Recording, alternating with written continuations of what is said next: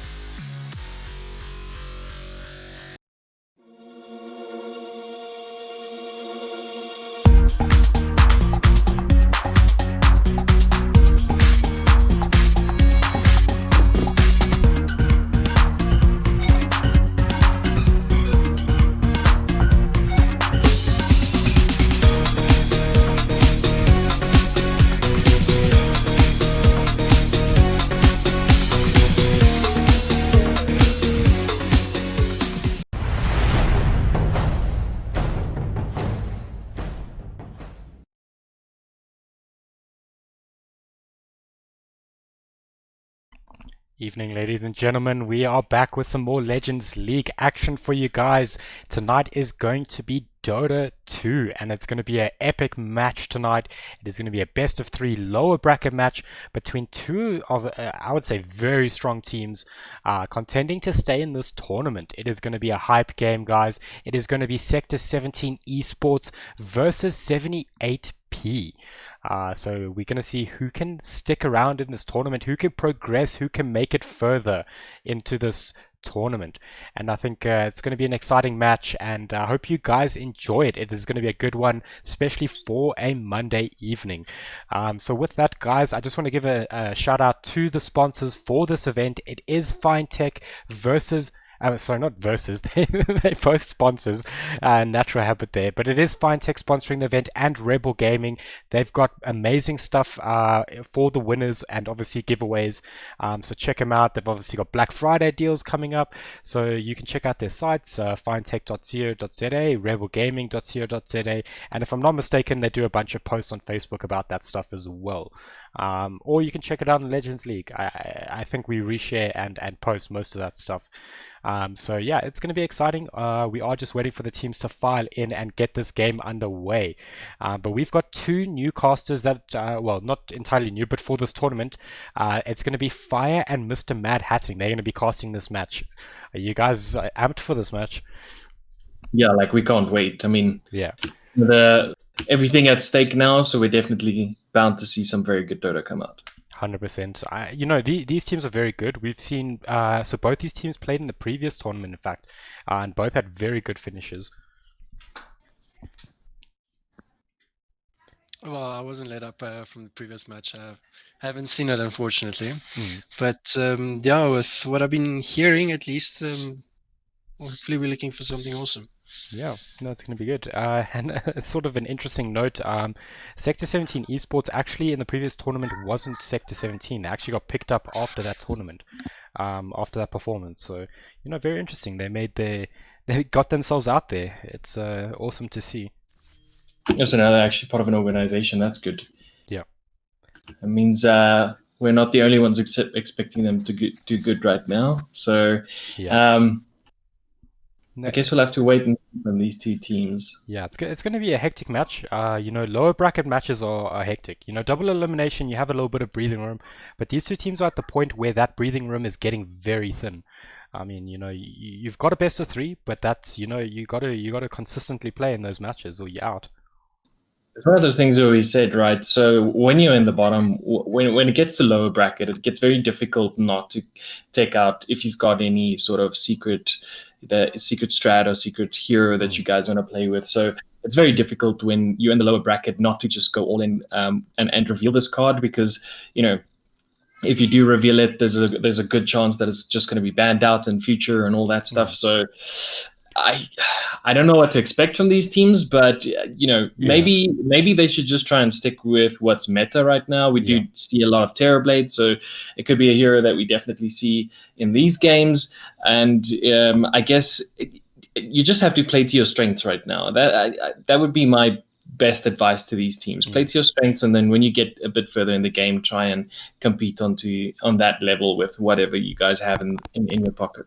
100%. Funny enough, every time I see lower bracket or engage with lower bracket, I always just think of Liquid, KuroKy, and them fighting their way through lower bracket and TI. And that actually brings me to a point is, actually funny enough, lower bracket, those teams get more matches in. If you're in the upper bracket, you kind of play a lot less. So it's it can be a bit of an advantage. I mean, I wouldn't say it's good. You kind of just want to knock your way through the upper bracket, but if a team's going to grind their way through lower bracket, they can certainly figure out the meta, figure out what they need to do, and potentially push their way into the finals. Definitely, but like you said, I think for both of them, I guess that both of them really want to make it further in this game. We're stating the obvious right now, but when you get to where you are now in these brackets, in these fights, and you have this let's say, inspiration from these teams that have done it before. You know it's possible. It's kind of going through your head, like you maybe consider yourself the underdog, maybe considering yourself to be the favorites in this match. You kind of just have to take that and just drop it down and go into this game clear-minded, focus on what you guys want to achieve, maybe even go a bit cheesy with your strats and whatever, and make sure that you can just at least secure. If you secure game one, maybe there's chance for you to maybe play around a bit. We've spoken about that before as well, but definitely try and just secure at least very quickly this game number one and get that bit of confidence, get that kind of a bit of relaxation for you going into game number two. Get the ball rolling, essentially. Yes, definitely. So speaking of cheesy, Mr. Mad Hatten, what do you think of Snap by a mid? Because this is something that we're seeing pop its head out quite a bit now. Ooh, Snap by a mid actually sounds quite potent. I'd actually recommend if that was possible to do that, because the amount of coverage and stun that you have from the Snapfire alone is something else. I mean, they tend to be going these hectic damage builds, which is like it's so scary when you think about it, because those talents are absolutely insane that go with that. Yeah, no, definitely. It breaks the character just a little bit more. I think it's also the versatility of that hero, right? Because you can go different builds, you could go different talent trees. It's one of the heroes that kind of can bring you back in the game or put you at the advantage early. Very good ultimate, probably one of the most annoying ultimates in the game right now.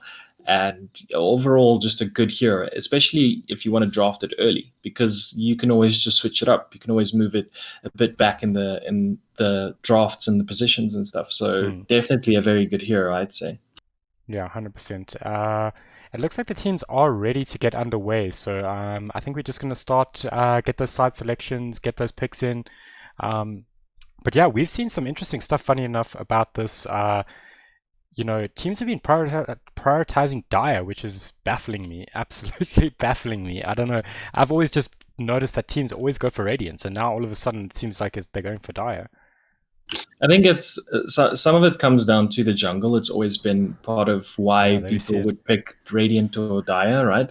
Yeah. So if it comes down to that, it's definitely it's just the positioning of the camps on the Dire side are a bit easier from the triangle as well as the safe lane. But with the Radiant side, the mid lane camp is a bit easier to sort of move around and play around with if you're going around with your mid lane, right? So definitely something to consider, but that's always why people just prioritize one of the Radiant or Dire over the 100%. other. So it looks like we're going to be jumping into this game. So Fire, Mr. Mad Hatting, enjoy, and I'll see you guys at the end of the match.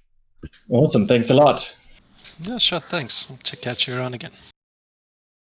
All right. So naturally, some of the bans we're expecting is not Faceless Void this early, though, but Faceless Void going in. They aren't banning out some of the standard heroes that we've seen from what meta is right now. Like Rubrik's still in the pool. There's the Magnus that's still there.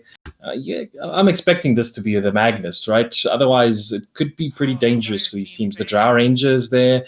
There's still you've got Vengeful Spirit, Undying, so many heroes, and they're not forming part of this ban phase. Why?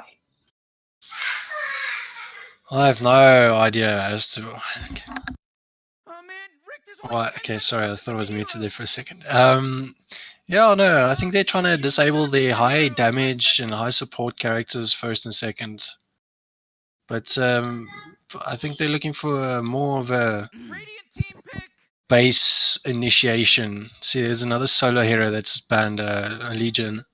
Yeah, Legion's a very weird ban in terms of first phases. This leaves Drow, this leaves Undying, this leaves Terrorblade, this leaves Clinks, this leaves Snapfire, one of the heroes we just mentioned. So definitely, I have no idea what's coming out. Oracle.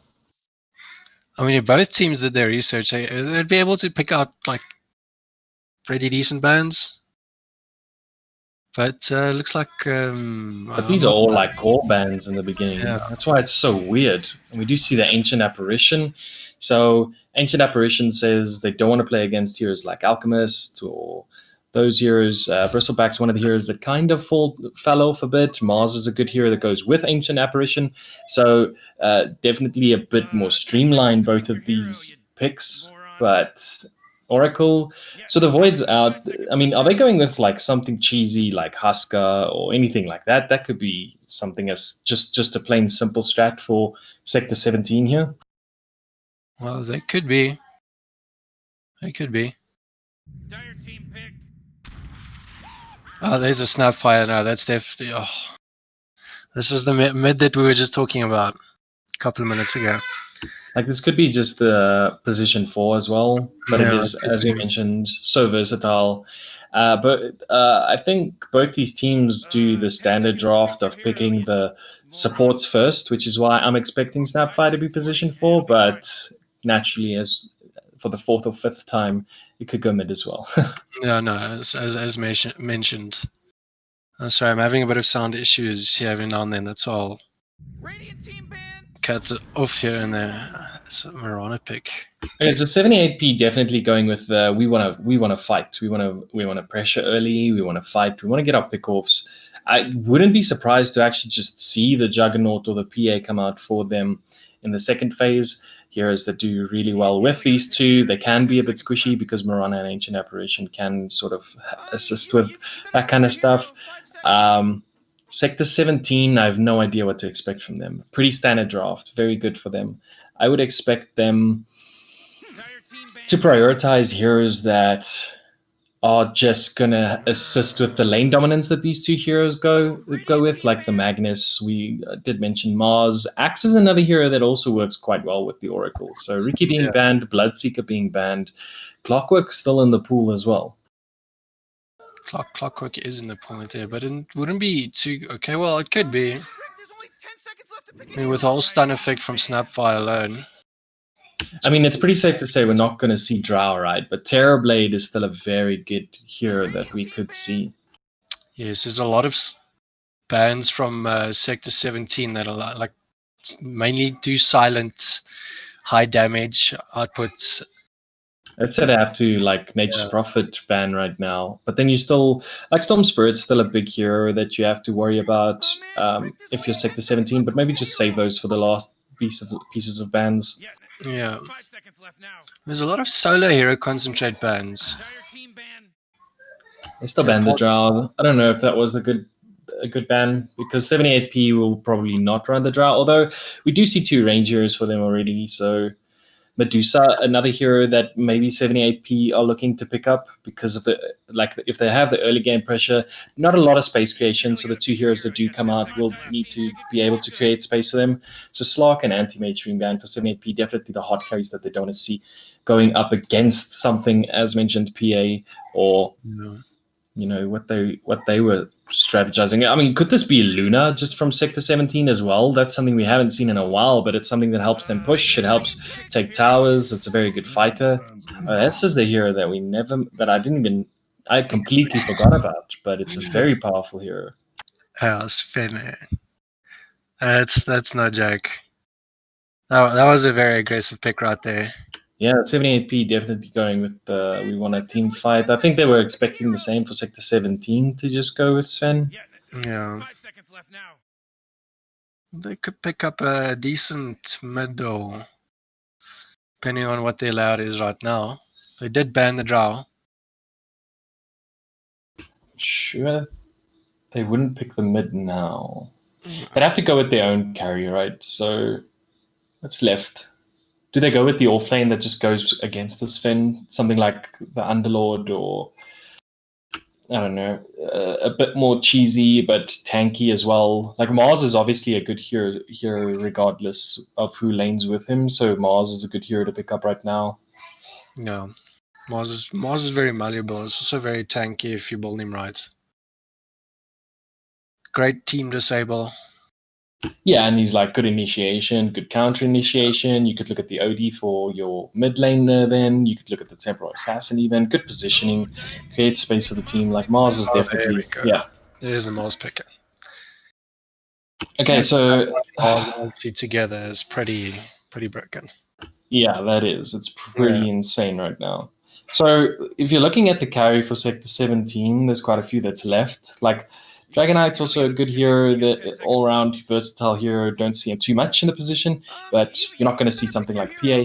You're probably going to need to look at something that's range. So you have to pick the offlaner that's going to deal with that hero now. Yeah, let's see what it has to be. It probably could be another tanky hero from 78p that comes through. Let's actually see what it is.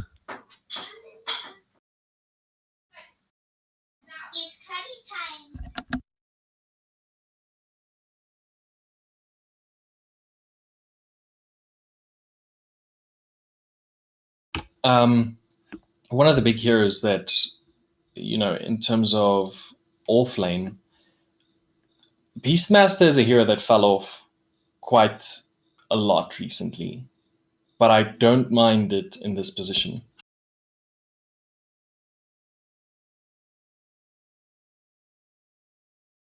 Is that, I don't know though. Sorry, Like I was really interrupted. That's fine. So Beastmaster definitely, I don't know. You could still go with the Faceless Void, right? Yeah, if it wasn't that's a banned good hero though. offlane. Oh yeah, it was first phase, man. That's why I'm not even checking the. Yeah. Oh, Pango's a good pick. I don't know. Like Pango sort of has to do good in the lane, has to transition well into the mid lane.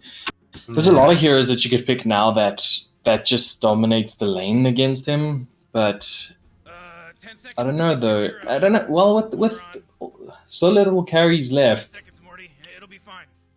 The thing is, the moment 78p is very vulnerable because they don't really have much base tankiness. I mean, with Sector 17 having the Snapfire and the Mars already. I mean, do they just go like Lifestealer? Like Lifestealer is a very good hero right now for them for Sector 17. Actually, is another tanky melee. That could do very well, yeah. Ooh, Radiant team ban. Oh, it's a Jug. Huh. Yeah, Jug's the standard hero. I'd say. Okay. Oh, Dire team ban. Moving on to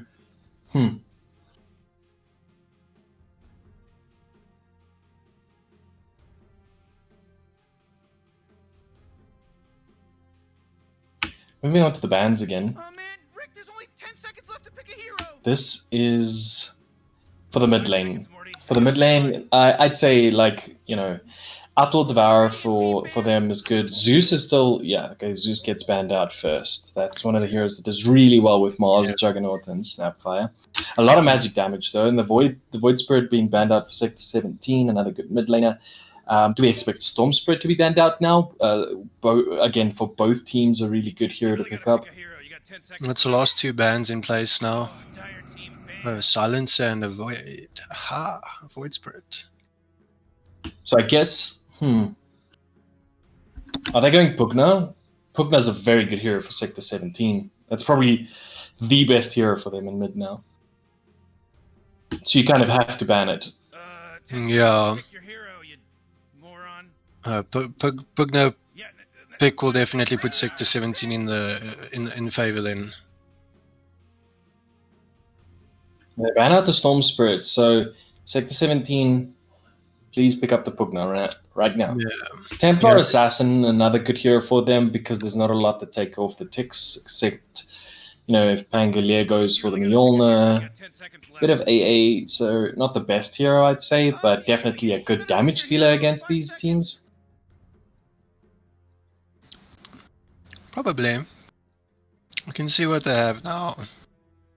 Oh gosh.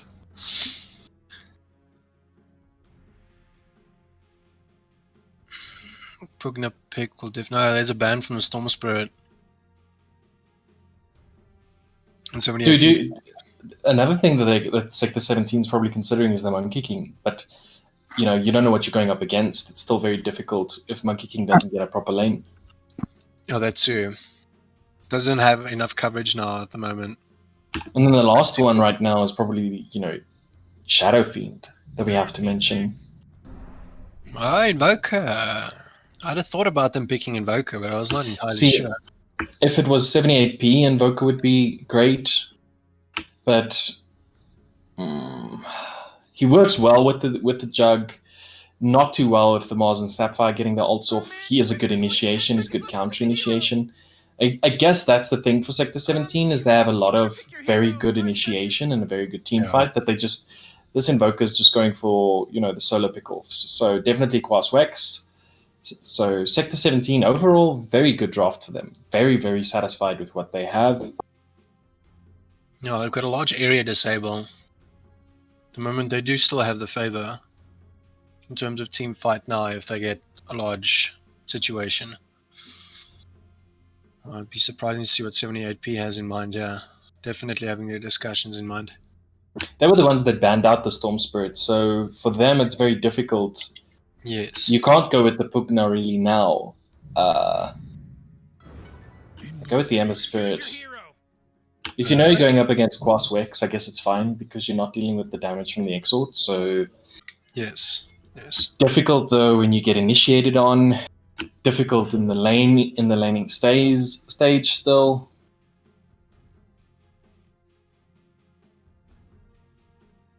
I don't know. For me, like 78p have the Sven, which means a lot for them. But Sector 17 just have a very good... Both teams want to just team fight right now, so... Mirana going to play a big part. This is a very even draft. I'm pretty happy with this. This is going to be a very good game. I think if the Ember Spirit and the Sven get out of control, then 78p will win. So I'm going in favor of 78p just for that. We could see now with the draft that they have, as you said, it's not too bad. With the help of like a BKB, I mean, oh, look at how much damage they actually have. Yeah, exactly. This depends on though, like a lot of people go Ags first on Sven instead of the BKB, which makes it very difficult because then you're just supermanning in and dying, essentially. So yeah.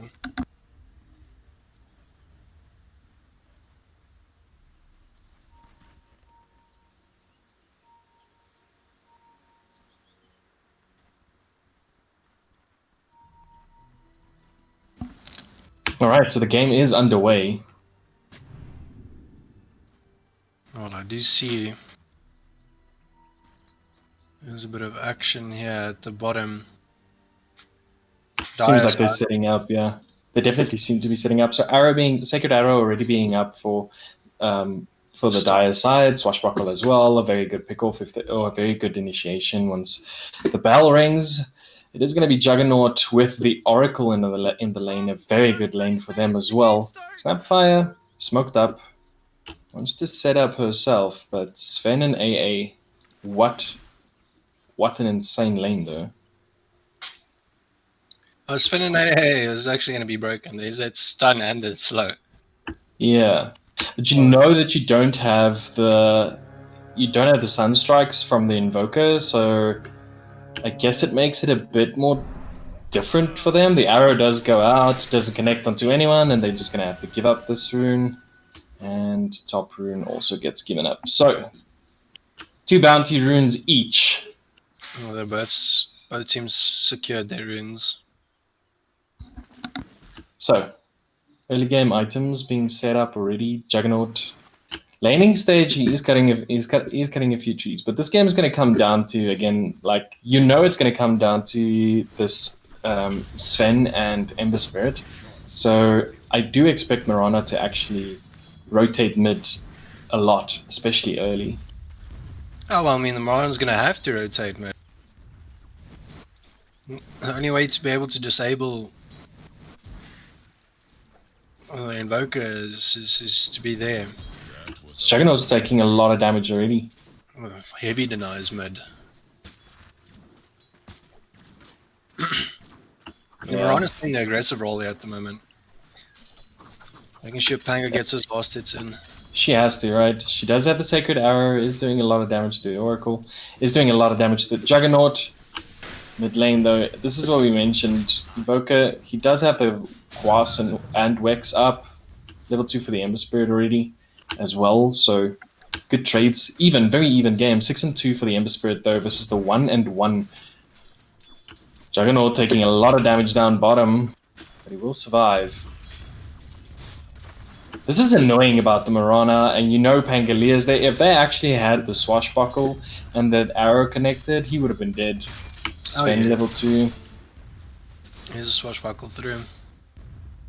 Only nicking him. Still at level 1 though. No, it's not too bad. Looking at what's going on with AA, seeing if we can get some aggressive vision down. Oh no, it looks like he's stacking the camps. Oh. Okay. Stacking Bottom the lane there is a pool. Here's another pull through, yeah. So, Ember Spirit, item-wise, obviously the old school build of Battle Fury and Crystallis or Daedalus is out, no longer viable, so It's the first bottom one. lane. That's the thing about the Mirana, Sacred Arrow, you have the Swashbuckle damage and the Lucky Shot procs, and it's just over. Yeah, there's nothing you can do about that. Once that thing hits proc, and it's basically double damage right there. Mar's not doing too bad either. 11 and 4 against the Sven in the lane.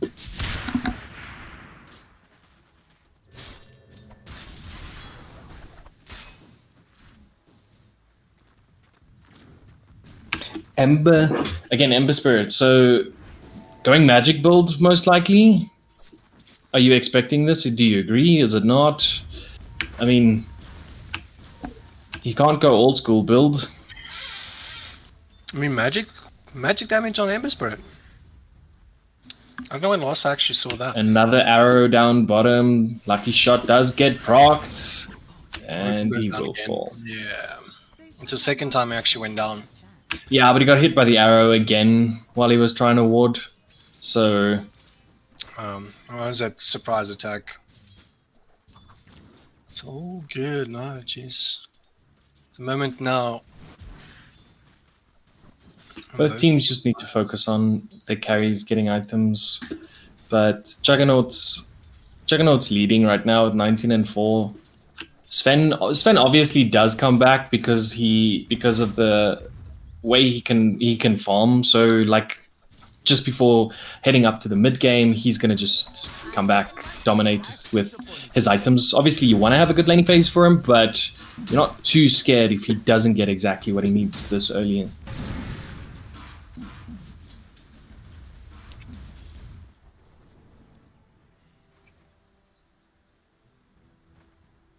Most definitely. I mean, looking at the current gold, yeah, Sven is leading at the moment with his current gold. What is item base right now? He's going for the Battle Fury, naturally. Arrow, it does connect, but the Swashbuckle's already used. Lucky Shot procced as well, so probably should have waited a bit there. Well, let's get the maximum damage. But up top now, AA is being hunted down, it seems, but no spear. No trees. Yeah, Sven is leading the way with farm, by the way. There is another stack from A. Arrow going out. Ooh, Does big miss. This is now more about the runes than anything. 2 runes each, it seems. Well, they're keeping it consistent, both sides. I mean, getting a little bit of extra gold is crucial. Yeah, they want to get fighting as soon as possible though for the Radiant side, because they know that they have the Oracle. They know they add a lot of damage with the Purifying Flames. It's just Pangolier is not perfect for it, for harassing. No, he does have those base support roles. He has the mobility to get away. So that really says a lot. We're looking mid, yeah. Mirana did rotate through to mid. There was water warning. Ember almost hitting his level 6. Invoker's actually leading in terms of levels. Last hits and denies, not so much, but No, the one leading at the moment, last hits and denies, is Juggernauts. It's bottom lane. He's gold. yeah, he is doing well because the Mirana is not there too much to harass anymore, but you know she can't stay too long either. They're actually thinking they're going, I think they're going for the kill. If they could get the setup, you need to Oracle. They should have gone for this already. Now going out for it, they will jump, but the Oracle's not in position to get the Fortune's End. Cookie's way too late. I don't know. It's just they saw way too much and just didn't react to it at all. I don't know if they were expecting more to come, but Up top has a bit of an issue now. Ember Spirit did rotate and get the kill on Mars. Flash tags out wannabe. I mean, his net worth, Mars' net worth, technically is still in front. Going for his Mirana actually hits the arrow. The lucky shot is gonna proc, but not gonna be enough. Juggernaut survives. Come on, you have to start you have to use the Fortune's End and spin together. That's how this lane is supposed to work. Not getting it off too easily though. You need that route with the Blade Fury. And then you have the Purifying Flame to just kill someone off, but Oh, that's literally a Dagon on the go. Sven's taking a lot of damage. He just needs one more spear, but he does actually use the magic wand. It's gonna save him. They will use the ultimate from the Mars. The Cookie's gonna be there. No spear. The spear's up now, and it will be enough damage. Let's take out the AA at least. Not too sure if it was too worth for them, but I guess they'll settle for that. It was a good combo play there from Mars and Snapfire. If they could just get like this Omni Slash off now, I don't know what's going on with Pseudo. He should be using Fortune's End a lot more. The arrow does go out, doesn't connect onto anything, but now the Fortune's End can be there, and they will use the Omni Slash. It could be enough, but just jumps away now. They will use the roll from the Pangolier. Not more damage coming out from Oracle, what is the this? Juggernaut. Ember Spirit does move in. Will actually get both. Pangolier will still fall, but Oh wow. double damage from Ember Spirit does pick up both, and that's definitely going to put him in favor with the itemization now. Middle tower is under attack. Sven, top. Gold as well. I get cold snapped. Stun does go out. He is looking to get damage onto the Snapfire enough, but Snapfire turns will fall. And now Ember Spirit moving in. No, there's no Let's dust get the kill. notification, yeah. Loki Yeah. getting Pango using dust as he lands. I mean, he probably expected him to move past the tower to the mid lane, but doesn't get anything for it. Juggernauts 51 and 20, and Sven, as we mentioned, he is going to catch up, so is farming well. Under attack. AA needs to reach his level 6 early. Like the Mirana's already level 5 as well.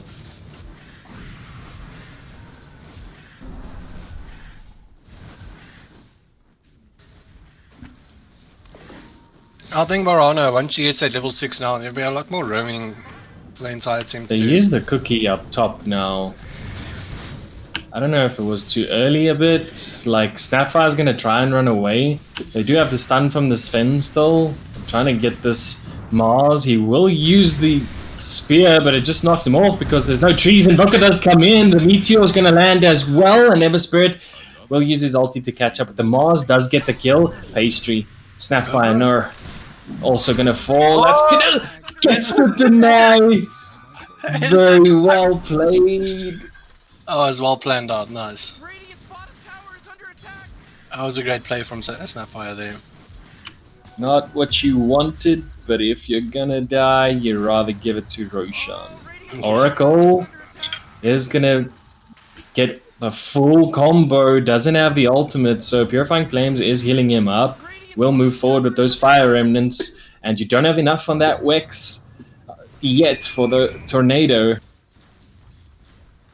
We'll have to back out, but There's a bit of a chase down there.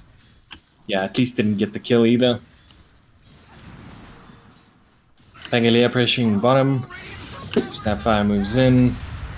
Snapfire also level 4. They definitely wanted to get more out of these lanes for these supports, but Mirana ult. In between last hits and denies. Mirana ulti is ready. Moonlight Shadow is up.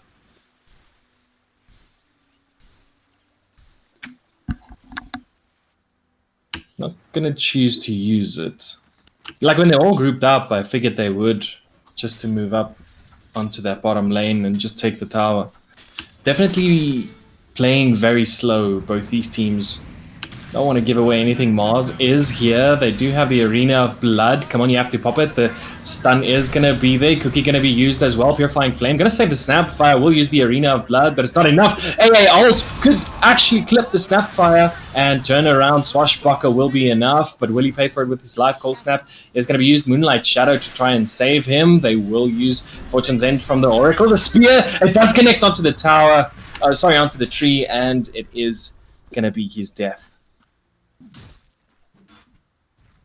Trading a support for your offlaner, not getting the tower. Again, if they used the Moonlight Shadow and just went for bottom, they probably would have gotten a lot more. Definitely good rotation there from Mars. Moving up mid now, Ember Spirit. Cold Snap going to be used on the Mirana. They want to try and get the Searing Flames, the Searing Chains out so that they actually can connect with the arrow as well. Will move up. And Invoker does use the Tornado. Meteor is up as well. Arrow is going to connect. Spear, it doesn't save him. It's not enough. And they will just back out. Getting the kill on mid. The AA ult was also there, even though it didn't land.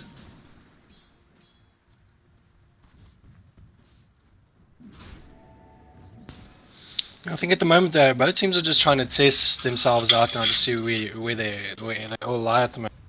Ember Spirit's leading at the moment and he's very strong.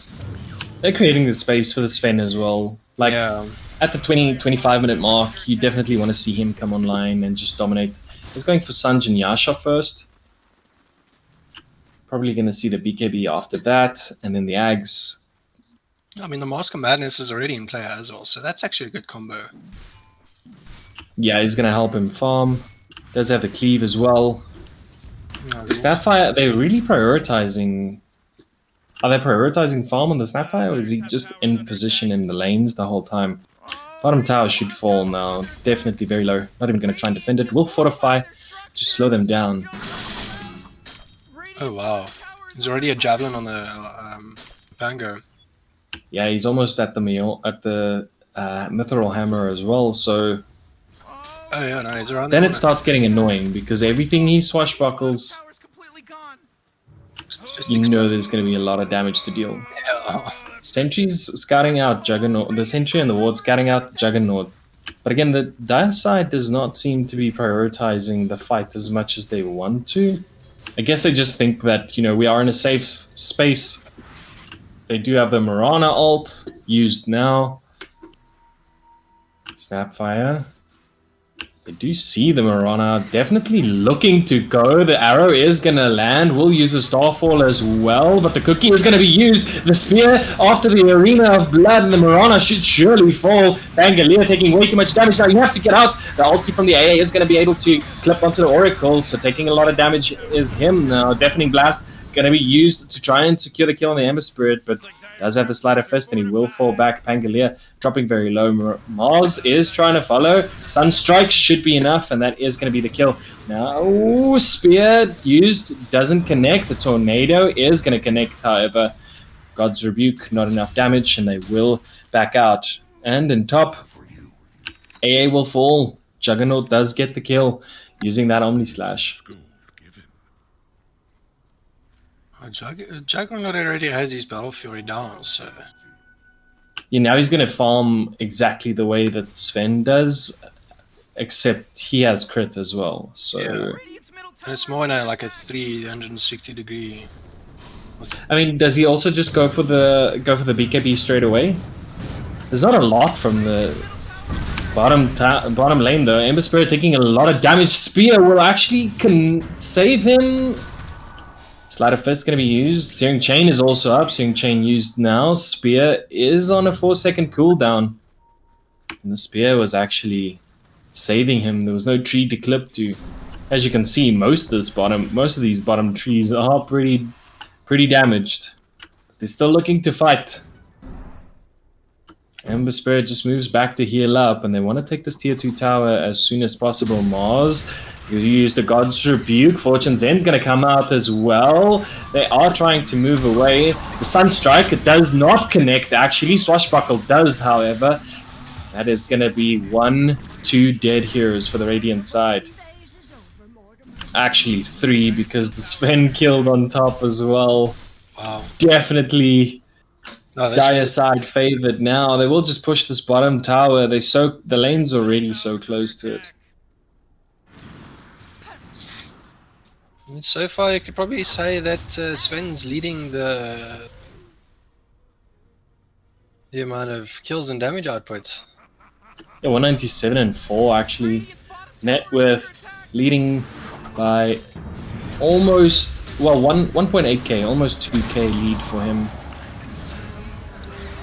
Straight ahead. Kill, but now fighting the Oracle, Fortune's End. Nothing? No, Ember Spirit will get away. Oh, Radiant's top tower is under attack. Man, you might Now they have to saved TP top. because Radiant just fortified their structures.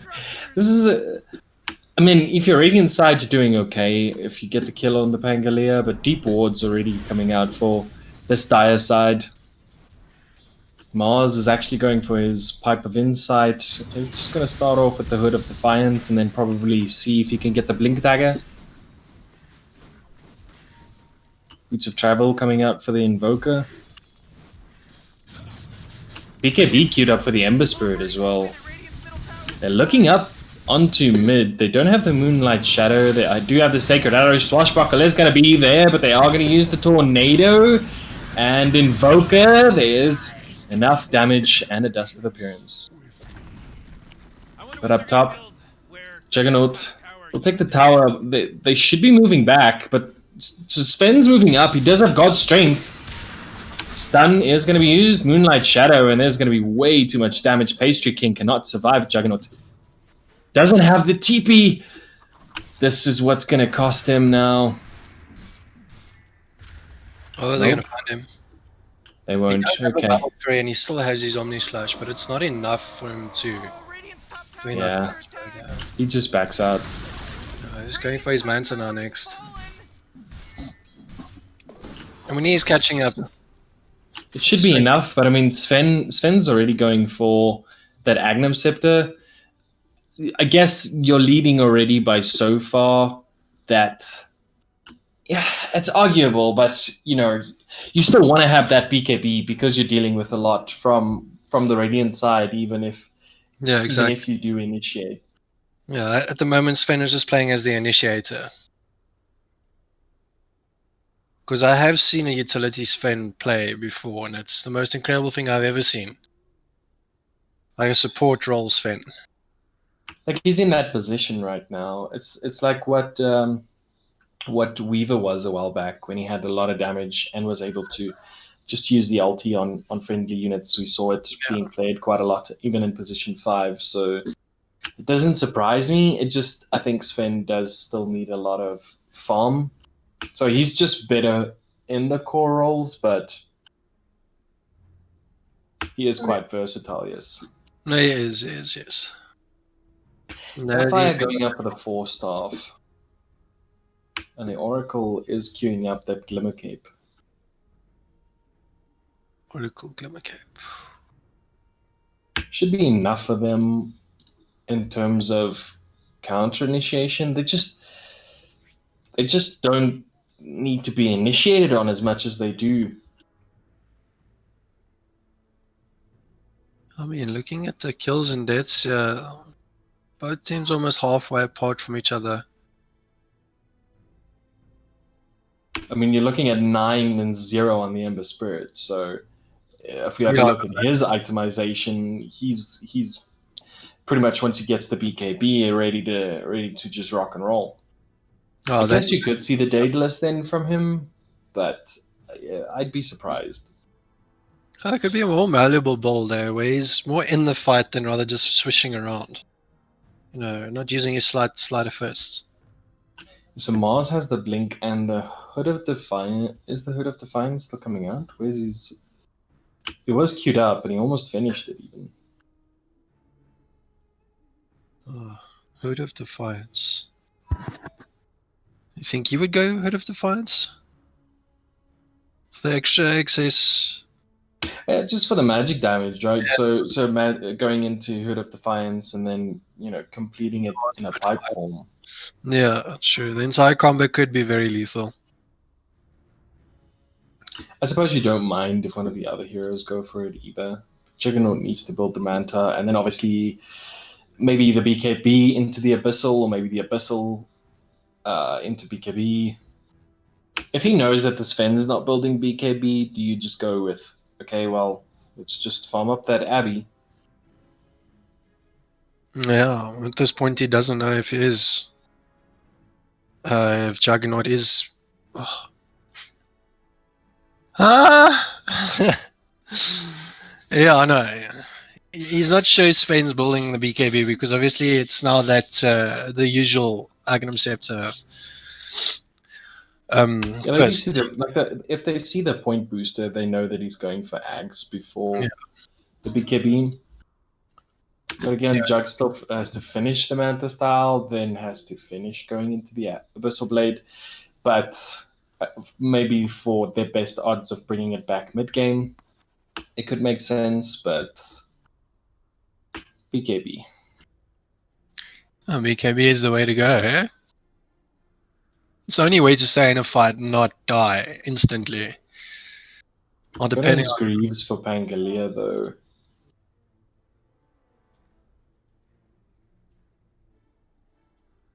Mirana finishing up the Glimmer Cape and then going into the Yules. Another hero that actually farms well regardless of what position she's in, because Starstorm just does so much damage.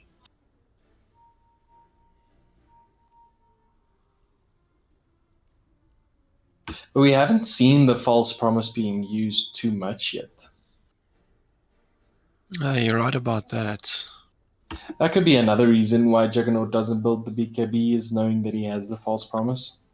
No, there's no one going for the silence on the Dire side, unless the Ember Spirit does move into something like that later on, but it's not going to come out anytime soon. No. Getting a silence stick for the Ember Spirit will probably be the best thing to do. Because that will genuinely disable the Ember Spirit completely. That's in the AA. So Orchid Benevolence would be able to do well.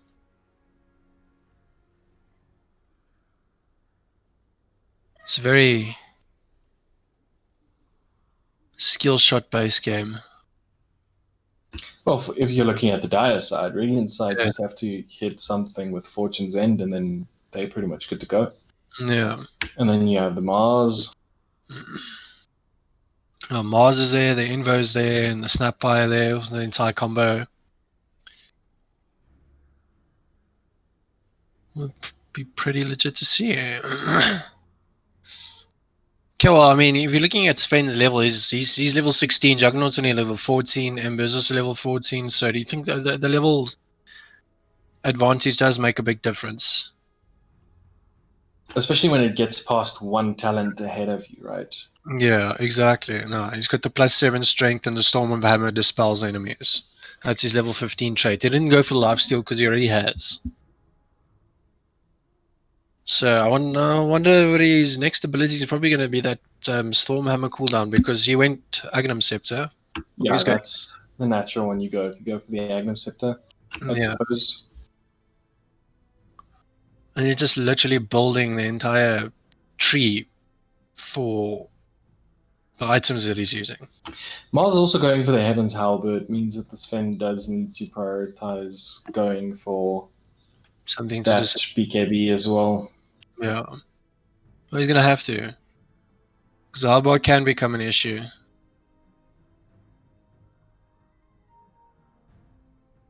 But Mars is still far from the halberd as well. We'll have to see what goes on. Current gold, Invoker's leading the way. Saving up for the boots travel next. So I think he's probably looking at a lane pushing points here. Get quick enough into the fights, do as much damage, get out again, maybe push a lane. XP per minute. I think the Radiant side just need to get excited about the game and just, play to their advantages. We did see their reactions being slow from the early game when they could have had that. They could have just had the kill on that Mirana when she moved in on bottom. So they just need to maybe, I don't know, hype themselves up and get to the point where they can just fight.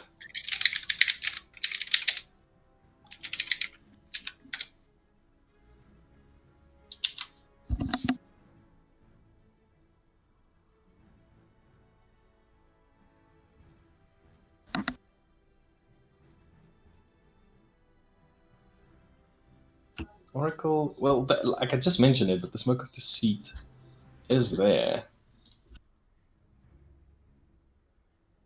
Maybe they are looking to fight, but the grouping is better from the Dire side as well.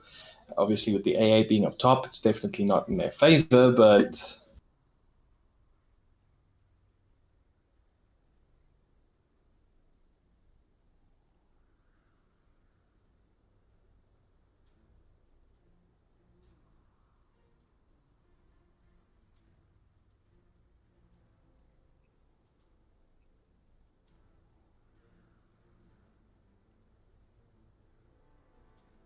Moonlight Shadow on cooldown, actually. Rolling Thunders on cooldown as well.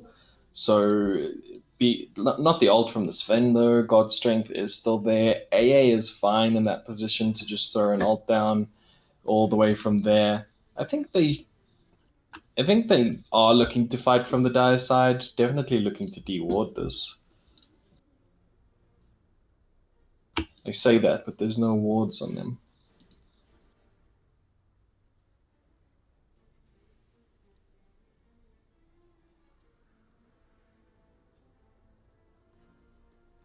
Here they are on the Mirana courier.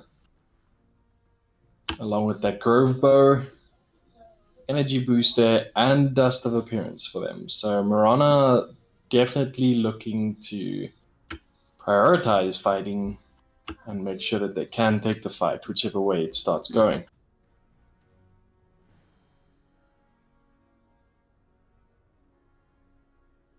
But once they start fighting and the Oracle is able to get the false promises off on something like the Juggernaut or whichever hero is, in danger the most, I think Invoker needs to, if Invoker has very good positioning in the fights as well, everything changes. But he did actually go for Exort a lot more. What's this though? Opted to go for more damage? I think he realizes that the mid game's already quite in the favor of the Dire side now, especially with their damage, that if he just has more damage, they'd be able to take the fights.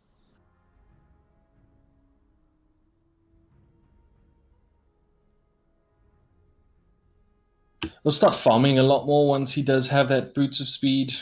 The Boots of Travel. 350 gold away from that. If Oracle places this ward, he will see the Mirana moving up before Mirana even gets close to dewarding it.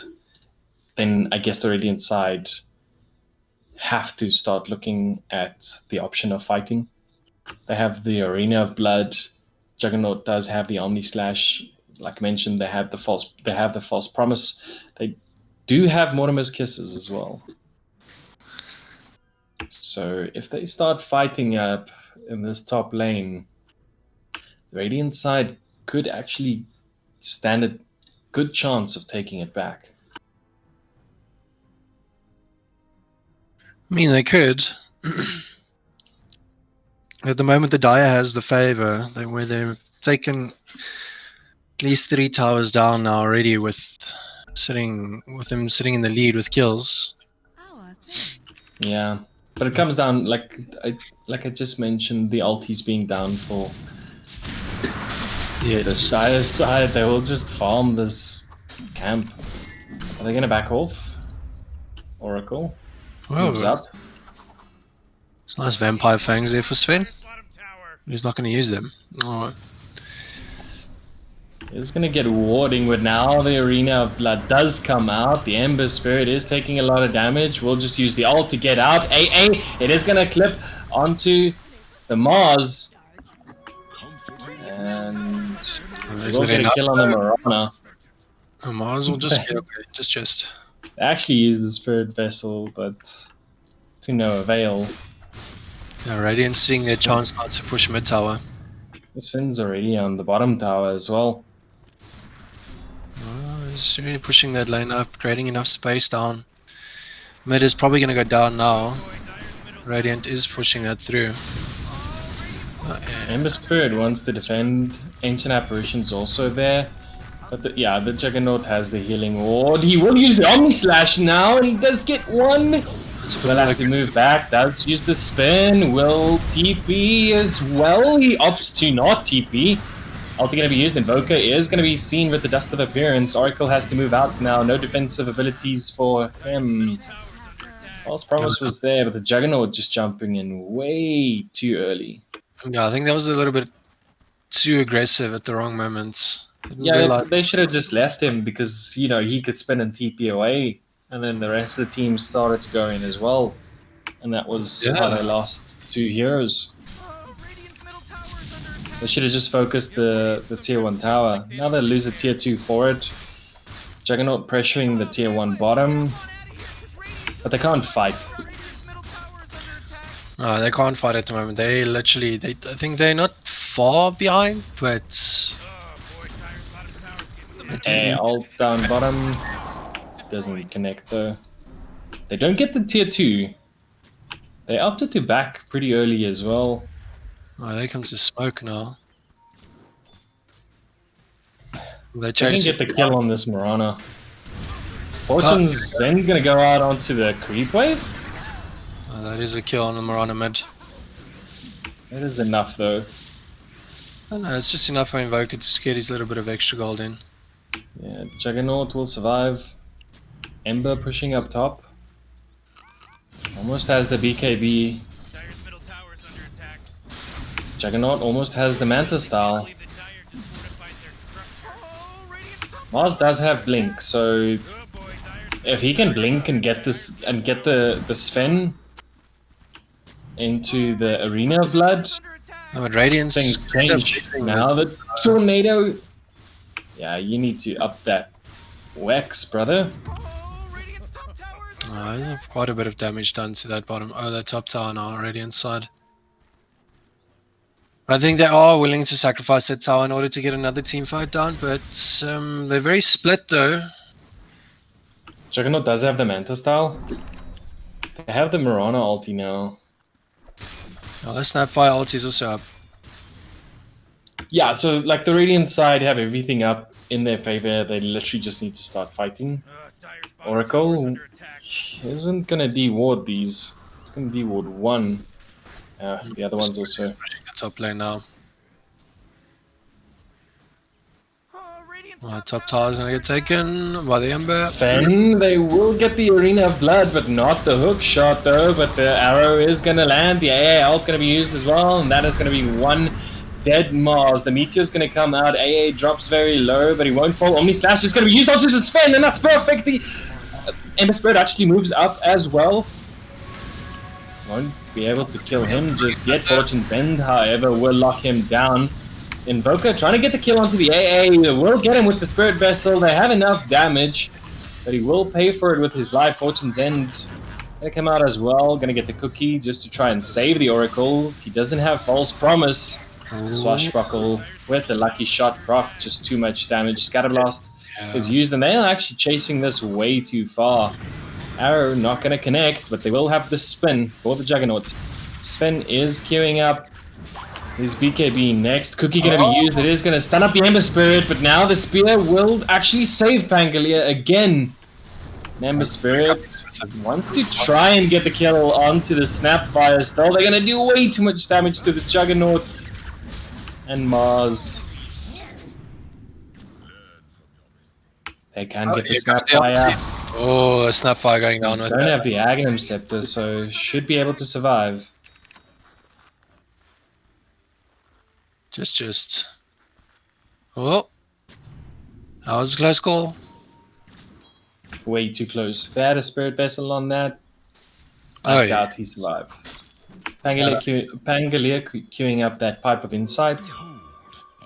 Radiant's middle tower is under attack. AA going for the Aetherlins, wants to make sure that he can get his Q off a bit more in the fights because we don't see a lot of it. And Sven knows he just has to get the BKB before they start fighting, but Ember Spirit's saying, yeah, YOLO.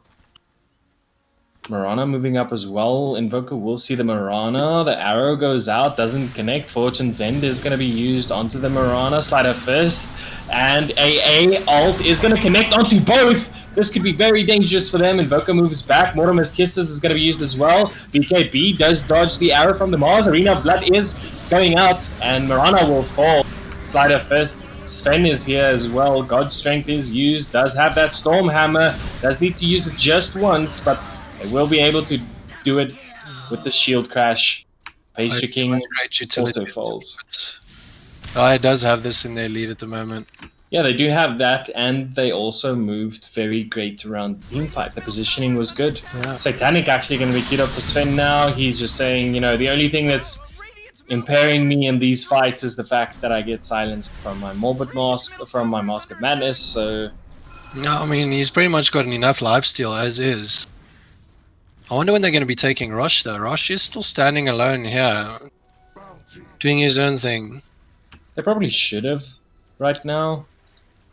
Well, there was enough time and all that stuff now to prepare to get an Aegis. And they still had the God Strength. I mean, even if it was just for the beginning duration of Roshan, they could have gotten it, I guess, but...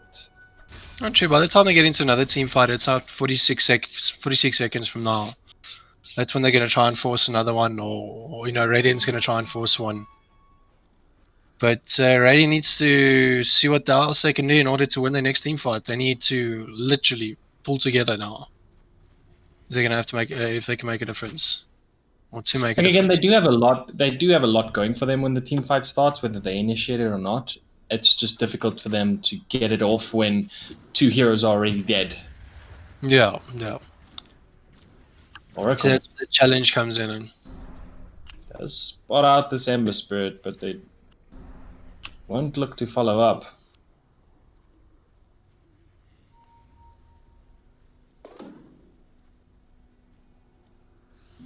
Mindbreaker for the Dire side. there is a smoke that Dire has used, so let's see if they can get a kill down here. Yeah, they will use the Moonlight Shadow as well. Invoker does use the Tornado just in time, does have the Ice Wall, but it's not going to save you from Superman. He does use God's Strength. Omni Slash going to come out as well. Arena of Blood, the AA ult is there, but it isn't going to keep that Pangolier from rolling in. Ember Spirit does a lot of damage. Juggernaut, Omni Slash is down. Only has that Manta style going for him right now. Buyback going to be used from the Oracle. So going for the Agnum Scepter build, you know, that extra little few seconds of Omni Slash. That's not a bad, it's not a bad thing to get. I mean, he is going for it. It's a lot of mana consumption though. Mirana, Gonna go for are you it. trying to ward? Tornado does not connect. Cheeky bastard will actually get the D ward. Oh yeah, come Essentially, but yeah, Oh, there's a does connect, does kill the one. Gets the invis rune. So that Swift Slash is something to not be reckoned with. But the If perfect it was amount- just that small second slash, but it was the Battle Fury, along with the Manta style, did a lot of damage. Oh no, he's got that excess damage out now. Jug could maybe pull it back. He's going MKB next roll. Ember Spirit also going for the Agnum Scepter. So it's just Ags and BKBs all around. Monkey King actually being queued up for Juggernaut. He also does not care much for the BKB. Satanic also almost done for Sven. Oh, he does have the Blade Fury and then the debuff, which is his Manta style. Middle tower is under attack. It can come in handy now, as if a stun comes through or swashbuckle disable. That Manta style is there to debuff that. Mars bit ways away from that Heaven's Halberd. That should convince the Sven to. Well, if it's Sven or Ember Spirit, although Ember Spirit does have that BKB. Oracle, you're dropping very low. You have to use your false promise a bit on yourself, buddy. It will do so. Deafening Blast, the Meteor going to go out, taking way too much damage because of the arrow. Omni Slash is going to be there as well. Stormhammer used along with the God's Strength. He is chasing this Invoker, and Invoker will fall. Mortimer's Kiss is not even being used. Arena of Blood, now the Mortimer's Kisses will follow up. They do stun up the Sven, and he is going to fall. Ember dropping very low as well. Pangalia, you used all your abilities, and this was the perfect counter initiation for the Radiant side. Well, there is going to be enough cooldown there on the Agnum Scepter Swift Slash. He's probably going to end up using it now to get that last one. There we go, here it comes through. And they will take down the AA as well. Oh, it seems Fight's busy turning around, yeah. It's just they survived that initial onslaught, and that gave them everything they needed to come back in the fight. It's the perfect counter initiation for them. I guess if the Mars was in position a bit earlier, they didn't need to lose the Invoker, but still a very good fight here from the Radiant side. Yes. Well, great team utilization. I don't have anything queued up, but 2,200 gold. Ooh, Dire,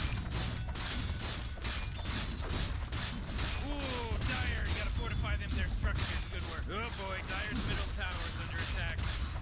Well, there's enough space created now for the Radiant to push ahead. They did take mid tower, pushing Juggernaut now into the farm lead. Obviously spamming that Swift Slash to farm as quickly as he can. It's not too bad with the net worth. I mean, Radiant was a little bit behind, but the Dire is still leading with Sven, Ember, and Pangalia. Juggernaut almost has his MKB.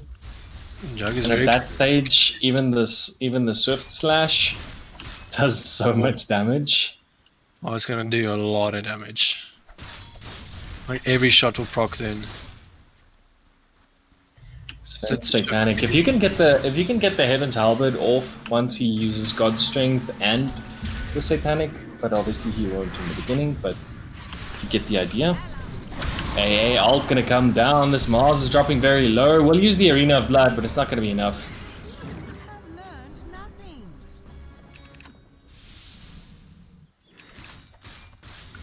Oh, that was Maybe have Sleight of Fist and Searing 3-on-1 Chain trade. there, but good. I mean, a good pick off for the Dire side, but it does obscure the Radiant side for the moment being. I mean, Mars does have to wait another 25 seconds in order to get back into the I'm game. prioritizing Roshan now. Oh, there we go. Doing quite the damage to it. And there's nothing that the Radiant side can do. Mirana actually going to ward up as well. The arrow, it doesn't connect. Both using their Glimmer Capes. Mortimer's Kisses does come out, but you're going to have to stop that pretty early. Doesn't just turn around to try and go away, but the Sven is there. The God's Strength. They do have the Aegis of the Immortal on him as well. Juggernaut is going to try and get out. Will they have enough damage? This is a long TP, but they don't. BKB going to be used by the Invoker. Spear to just slow down a bit. We'll use the Ghost Walk, and I suppose this is just a tower. Using the Oracle as well as the Snapfire. Like the Oracle's positioning is way too far forward the whole time. And Oracle is actually supposed to be in the back line, so has to be one of the. Well, Swift Slash can be used there. Is that the Manta style? Yeah. MKB. Let's use it. Actually queuing up the Skadi now. I wanted to get the Swift Flash again. Blink Spear doesn't connect onto anything. And now Ember Spirit's just annoying. Well, yeah, it does come through. There is still no Agnum Scepter on the AA. The runner wants to get the pick off because the arrow will just proc the spin. Just Very good reaction from the Juggernaut actually. Not that it would have meant anything, I suppose, if he did eat the arrow. It would have been a team fight to lead after that.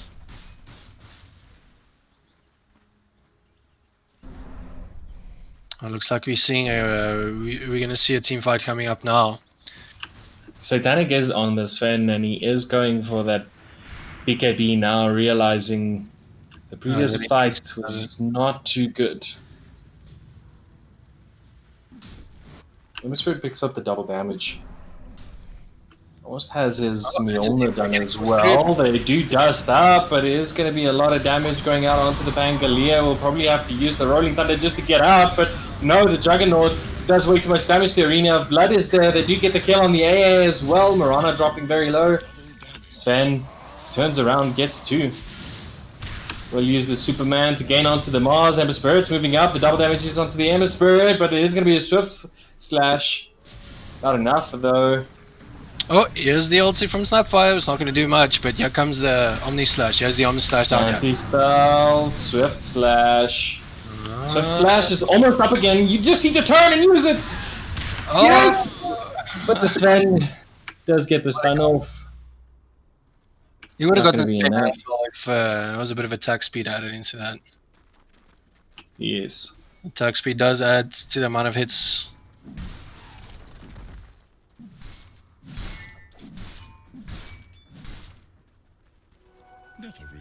Definitely not in the favor of the Radiant side, but they did well for their team fight anyway. No, they did. This was them initiating and taking the fight, which The AL just been sent down the line.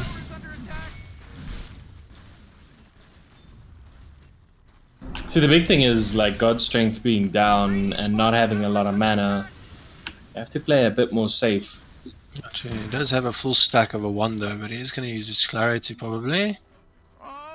Rather save the 1 for later in they still have Aegis. They should force the Aegis here. I guess they're just waiting for the Mirana to come up. Oh, there's the BKB on the Sven. Now they should just end. Yeah, they What's can. the They timing can on this Aegis? It should be cleared almost soon. take So they know they have to fight. Moonlight Shadow is up. Why aren't they grouping up though? They could just be using the Aegis now as a. No, they're gonna have to force it soon. That is gonna expire. Axe being up for the Snapfire does mean a lot for them as well. Yeah, Jug's back up again. Let's see what happens with the next team fight through. It looks like it's gonna happen from mid. They're gonna work their way down, most probably. Yeah, Mars having the Heaven's Halberd helps a lot. Going for the Assault Chorus next. So Curious can do well, actually. Assault Chorus is gonna help them, you know, the Snapfire and the Juggernaut a lot, especially. Gonna help him, the Mars, be a bit more tanky. Leveler actually being picked up here by the Juggernaut. This changes things. Oh, there! Juggernaut has. Oh, he's got the leveler. As you said, now that is a little bit of excess attack speed that he needed. Now he's got it. Tried with the arrow in the setup, but Yeah, no, if they all Magic Lamp now. close enough. Now Jug can get a very decent 5-man ulti down if landed properly. they do have that Illusionist's Cape. We'll smoke up for the Radiant side. Mars was not in the smoke. No, he was out of radius. Maybe he's been He's just using, bait right now. using as bait, yeah. Oh, it's just an illusion. It's just an illusion. They throw the Juggernaut all the way to the other side. AA ult's gonna be there, doesn't connect onto anyone. Ember Spirit moving back, but Sven comes in with a huge ult and a BKB. Stormhammer to stun both. Gonna be a godlike here from that Ember Spirit, just moving in as the Sven does. They're trying to get the kill onto the Juggernaut, and they will succeed, and that should probably just be them taking mid. Oh, that's literally end of it unless there's a what buybacks up now? Status buyback. Jug doesn't have a buyback. There's only no. buyback on the Oracle and Oracle's- the Invoker, but the Invoker's still alive. I mean, Invoker can defend this alone. The Meteor Hammer is going to come out. Ember Spirit does move forward. Slide of Fist, Chain, the Swashbuckle, Crash, and it is going to be enough. No point to breathe there, and instantly shut down. Oh, Pangolier disconnecting from the game. This is probably when they'll just end it now. If the opportunity is there, they must take it. They had a bit of backdoor protection there, which, yeah, it doesn't count for much. Oh, there's the Octarine core there on the Ember Spirit. I mean, Invoker could buy back as soon as, like, Mars is up, I guess. Oh, then the game. After back, they do get the arena, but not the ult. The BKB going to be used here for the Sven. He is actually healing up against this Mars. False Promise is going to go out onto him. They're trying to keep him alive. Ember Spirit will use that Slider first. Does lock him down with the Searing Chains now. But this Mars is not dying. He does die now. Insane support here from the Dire side. Now the False Promise is down as well. You could just end it. Creep stun onto the Sven. Imagine they actually had the Mortimer's Kisses. Oh yes. If they had that now alongside now, that team fight would have ended differently. Oh, there's a chase coming from Juggernaut here. He's gonna use that. Using that slash. Yeah, it was only the Swift one for now. Ember Spirit. He's jumping the other way. He actually wants to go on this Invoker. Seeing Jane is going to be used. It will take out. Now the arrow is going to connect onto the Oracle. Swift Slash is going to be used. Omni Slash is still up. They will get the kill onto the AA. He is looking to get the kill onto the Ember Spirit, but won't use it as long as that orb is on him. Mirana dropping very low. Will get enough damage. Does just commit that Swift Slash. Does have the Omni Slash for the Sven. Is going to be able. He has to just get it off just once, and he will. Full Omni Slash does have Swift Slash up and ready. You just have to use the Swift. Arrow is going to be there. Satanic going to be popped here from the Sven. He is looking to chase. Just needs to get the stun, and he is able to get it off. Will look to get Just face him. Mars. Heaven's Helper, 10-second cooldown. God's Rebuke is there, and the spear, but BKB. Ultra kill. He's gonna use this point now to push through. There's no buyback. Buyback on the heroes. Only the Juggernaut. He's gonna use the Swift Slash. That hurts. There's a lot of damage to the Sven because of that NKB. It's that extra that excess PSA does do the trick. I mean, the argument could be that if they had the Pongolier, everything changed and they probably would have ended already. I mean, they could have long time ago if they really wanted to. Their money was there. This Juggernaut's doing so much damage. Oh, he's going for his Eye of Skadi next. Yeah, but the leveler does change the game, as you said earlier. It's a very big difference. The extra attack speed at the yeah, it's just say it's a lot. Going on to, you know, the 45 to close to the 50-minute mark, this Juggernaut should be able to outscale what the Sven does, but having the Sven along with the Ember Spirit, I guess you need the Mars to start doing a lot more damage as well. The prize is mine. Oh, with the game going on for so long, this is a really tough fight between both teams. And some have their glory, some doesn't, but at the moment... Like, Scotty's also actually out on the Juggernaut, which means even those illusions are going to do a lot of damage. Jug going Abyssal Blade. Yeah. He's probably going to get the Aghanim's Blessing. Replace that depending on the game. Depending what he's looking at. I guess it's going to come down to this team fight because of the Roshan. Something looks like it's gonna happen. Like 4,700 gold onto the Sven. I don't know if he's also going to queue up an Abyssal Blade or if he's just going to go for more attack speed. Could get himself some shards. He could probably be going for attack speed next. He can get himself a shot already, but I think it's at this point saving up for buyback in case something does flop side the process. You see, there is Mars, the spear. He hasn't been landing any of those for a while. The AAL's going to be there as well. And the Pangalia, the rolling boulder, is going to be there. Does stun up onto 2 of them. BKB going to be used here from the Invoker. They do way too much damage now. AA is going to drop though. Juggernaut doing a ton of damage. Hitting like a brick. Superman going to be used. Invoker, you have to run away. Does get the Ghost Walk off now. BKB on the Ember Spirit. Snapfire does use the cookies, trying to get them stunned up. This Juggernaut can't do all the damage.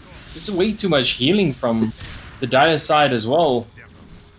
Lotus Orb. That's Pangalia, that's why we mentioned. Like Guardian's Greaves, if they had him in the previous fight, it would have been over already. Guardian's Greaves, Pipe of Insight, big ult. Here comes Juggernaut moving up. Now Sven moving up as well. Does look to get the stun off. Manta Style is going to be there. False Promise as well now. Going out onto... No, they're going to be taking Vanson. And they'll just take the Ancient, doing way too much damage. Oh, well. That is going to be game number 1. GG to 78p. 78p. I get like they just needed more damage from the Radiant side. If they were able to, like the Mars was good for the counter initiation, the Snapfire was like everything was good for their draft. If they just had something else to do more damage with, it felt like the Invoker was not where he was supposed to be. No, I mean the Invoker did kind of struggle in the late game process, but I mean they did give decent team fights, so that's not too bad. But a great game from 78p.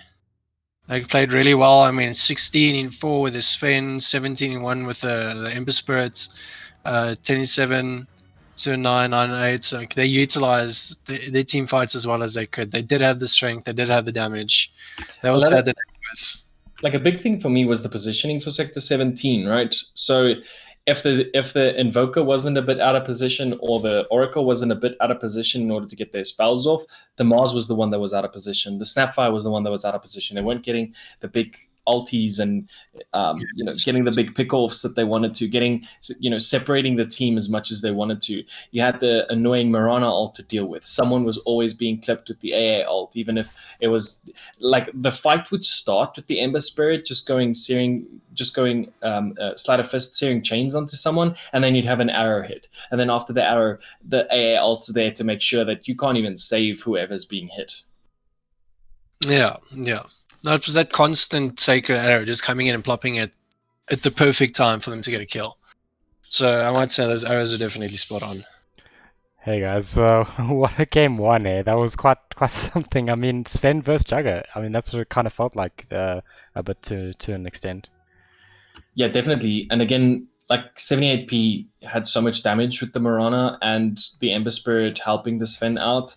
Can't count out the Pangalia and the AA too much, but definitely a lot of team fight, a lot of good pickoffs, a lot of very good initiations from 78p. Yeah. And Sector 17 just didn't know how to counteract it. I mean, maybe they should have had their own Guardian's Greaves and Pipe of Insight and stuff, but yeah. Unfortunately, they also didn't have too much reliable lockdown. Because the Ember Spirit kind of had a free game in that regard. I mean, they only killed him once, which was a bit of a challenge. Whereas Invoker had a bit of a tough game. They had good catch for him, they had the damage and the lockdown. So maybe they could have looked for a bit more reliable lockdown. Snapfire is good, but Cookie isn't always reliable. And same with Spear. The other thing was though, like Mirana always had the dust ready, always had the warding, on point for where they wanted to go. So even if the Invoker was there and he did try and do the Ghost Walk, or if he tried to, change the team fight and wasn't going too well, she was just always ready, always either in position or already on top of the Invoker with that Dust of Appearance. So Invoker just getting caught out way too much. Yeah, unfortunately, it was a bit of a tough game, and Mirana was hitting those arrows like quite well, and just being a nuisance everywhere. You know, whether it was bot lane, mid lane, and then sort of like just rotating around, finding heroes, even if it wasn't an arrow, just leaping in and starstorming. I mean, you know, it was hard to punish that kind of play.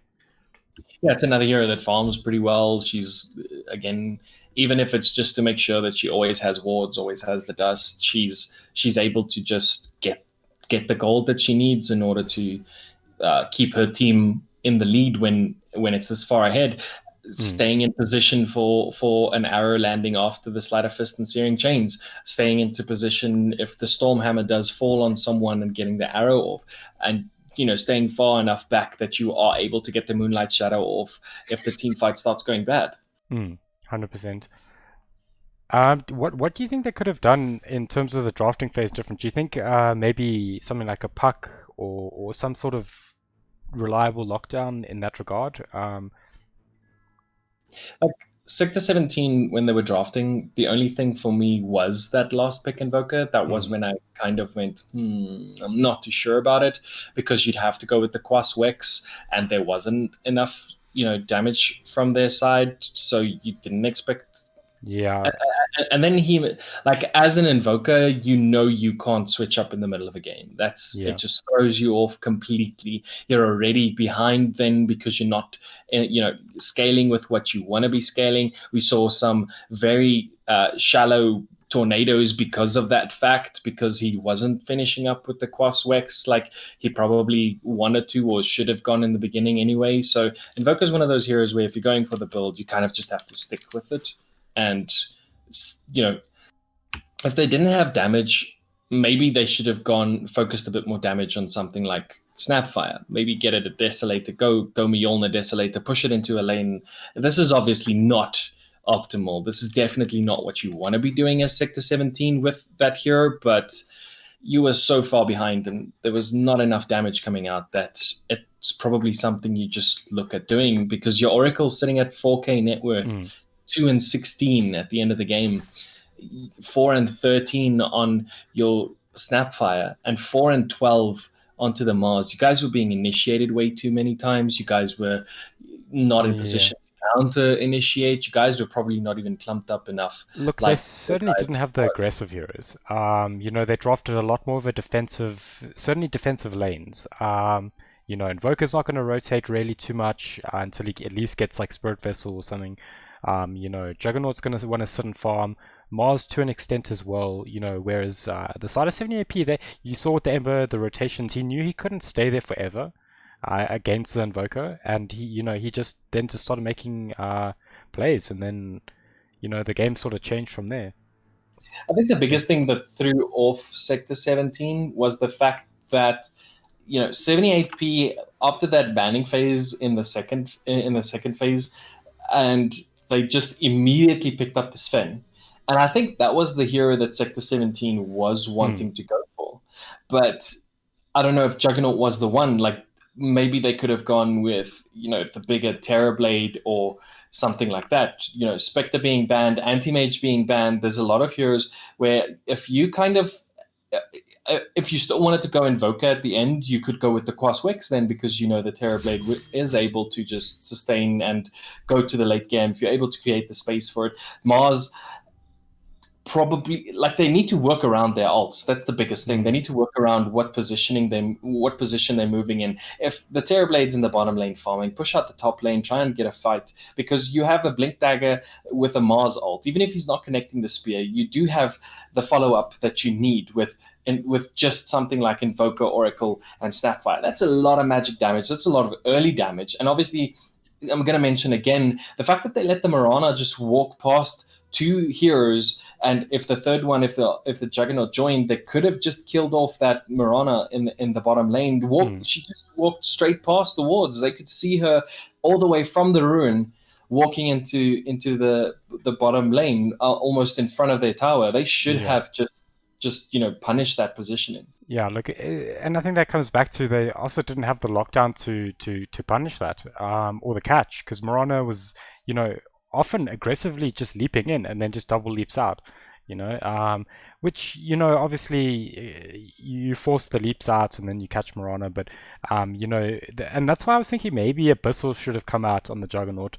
I know the Ags did a lot of work there, but they needed the lockdown. I think it was a crucial thing for them, and I think only way to solve that was Abyssal.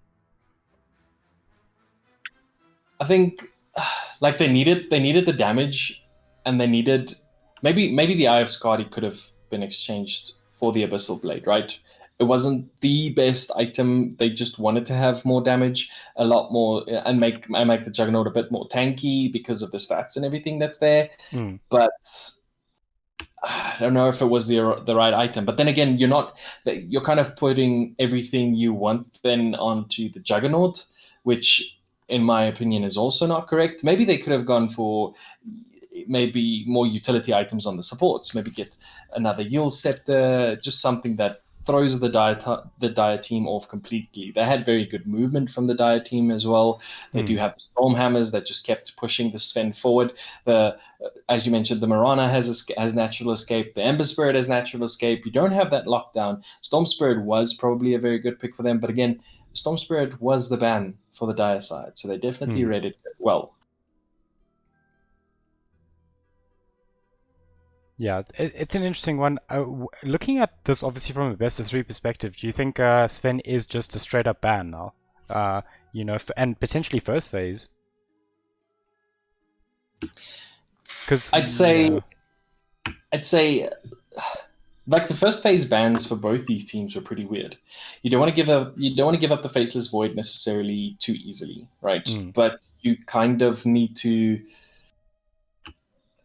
focus more on what you're doing in your safe lane, where you're scaling with, and what heroes you want to play with and play around. If you have the Mars, play around the Mars.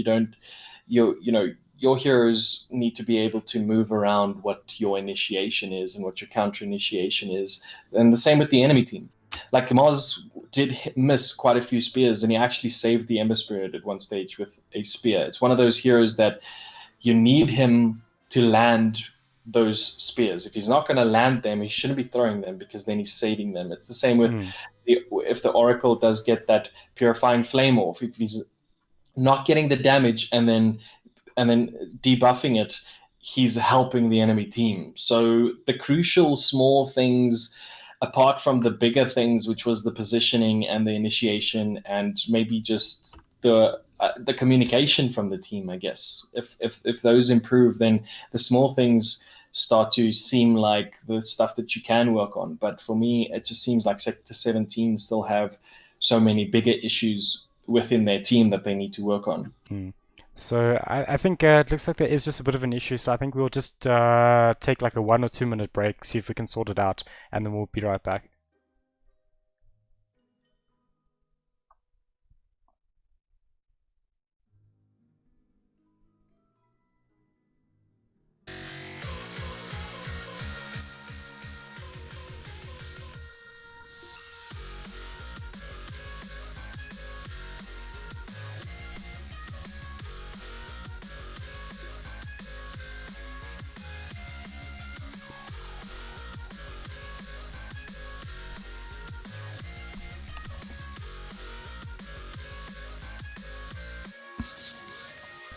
Yeah, guys, unfortunately I could only cast one.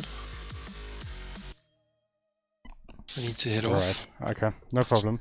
Sorry about that. That's right. I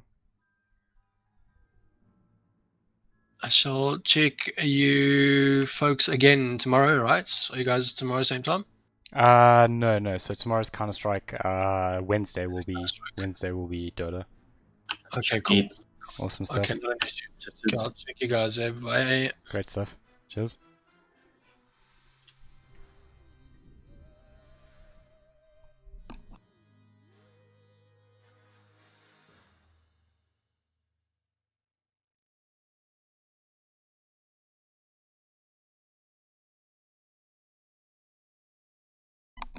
Just give me a second. I just need to go sort this out. Cool.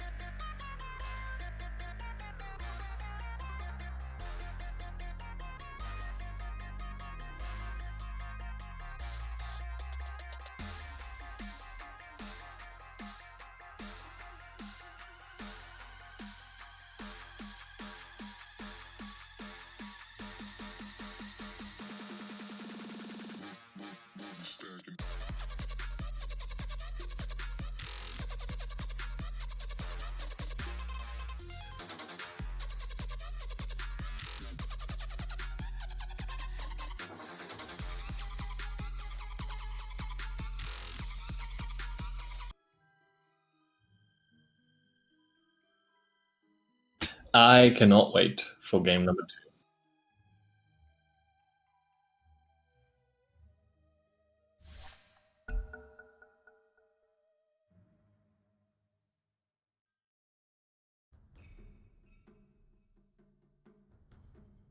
Yeah, 5 seconds left now. Radiant team ban. And as you mentioned, do we see the Sven ban for Sector 17 this early? Again,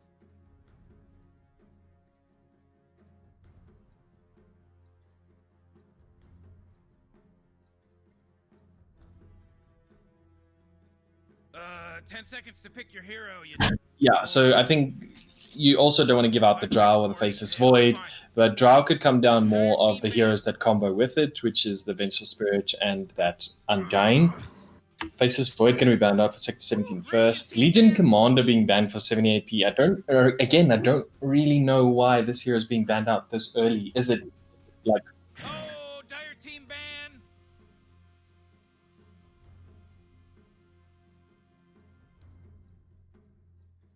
Come on, Radiant team, you gotta pick them right. Yes, but it still leaves space for the Sven. Okay, so Sven was picked up in the second phase, so...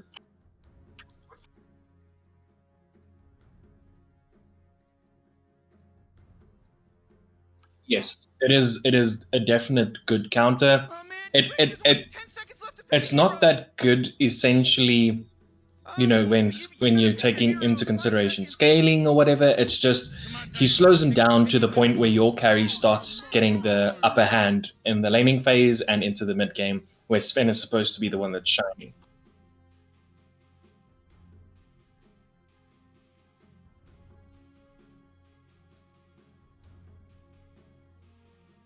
Uh, 10 seconds to pick your hero, you moron.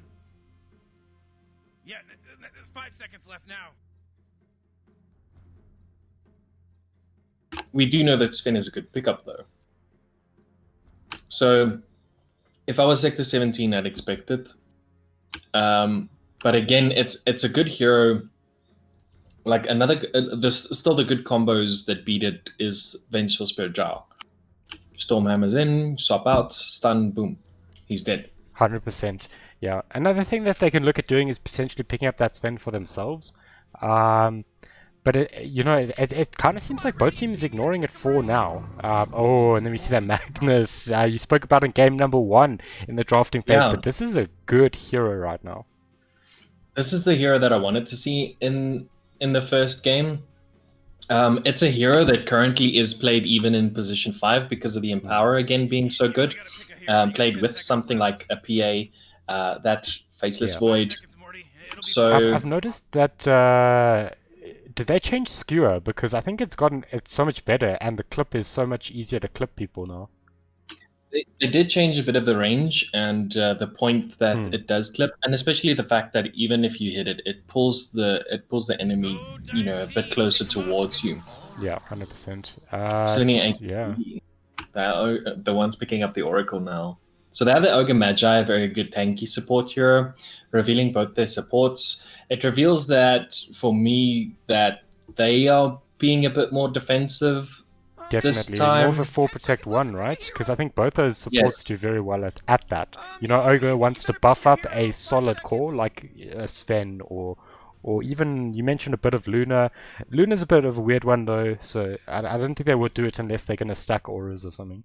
But any sort of late game core, you know, Bloodlust is amazing. Luna is one of the heroes that one of the, you know, carries that falls off pretty quickly. One of the carries, it just takes 1 or 2 kills in order to put her a bit further behind. Doesn't scale too well like the Sven, isn't too tanky either. So Sector 17 actually seems like they're going for strong push. This could be the offlane Magnus as well with the Jakiro. Magnus, like the Snapfire, a very versatile hero. Ooh, 70 but AP I taking did- at that Sven. I quite like that. You know, when you have Magnus, Jakiro, I mean, Sven is just going to fit right into that. Radiant team ban. Actually, And they know it, right? Yeah, I'm a huge fan of this Jakiro pick. I haven't seen it too much, but you know, it's something that teams haven't been picking of late. In terms of they haven't been picking push in general. So I like the fact that they can apply a bit of pressure here because they've got Ogre Oracle. Those are not good heroes at defending towers by no means. So they're gonna have to deal with something. They need wave clear. They need someone that can actually approach a wave without being worried about dying. Yeah, so it's gonna be an interesting one. Magic Hero does a lot of magic damage in the beginning, early. Oh, such a good trader. Which is just so annoying to deal with. And like you mentioned, so he's going up against the Ogre Magi. Ogre Magi's W is pretty good to trade against it, which is why I'm thinking this Magnus is not going to be in the offlane. But yeah, if you're going with the carry, it makes sense to go with something that's ranged for both these teams right now. And Terrorblade going to be the one that I wanted to mention, but he is banned out right now. Yeah, I think that's a good ban. They just have no AoE right now. Obviously, they're kind of aware of it as well. They ban out the PL and the Terrorblade. Just getting rid of all those illusion heroes. And, Sector 17 realized that they need a hero that they can buff. That 5 Protect 1. We see the PA, Luna, Anti-Mage. In fact, they've banned 5, I would say, late game cores right now. Sector 17 strats seem to be just ban cores. Yeah, look, I understand the Spectre, Void, Anti-Mage, and PA and Luna, I suppose, like individually, good bans. I think they've stacked on it quite heavily. I suppose 78p as well. There's not many cores left in this pool. I mean, Deuce's still there. Deuce is probably the biggest thing for 78p to pick up now. Yeah. It's amazing because obviously they have no way of actually dealing with it. They don't have too much range. Mirana, okay, that's quite good. Or interesting, rather. So that must be obviously then a 3 mag or a 2 mag.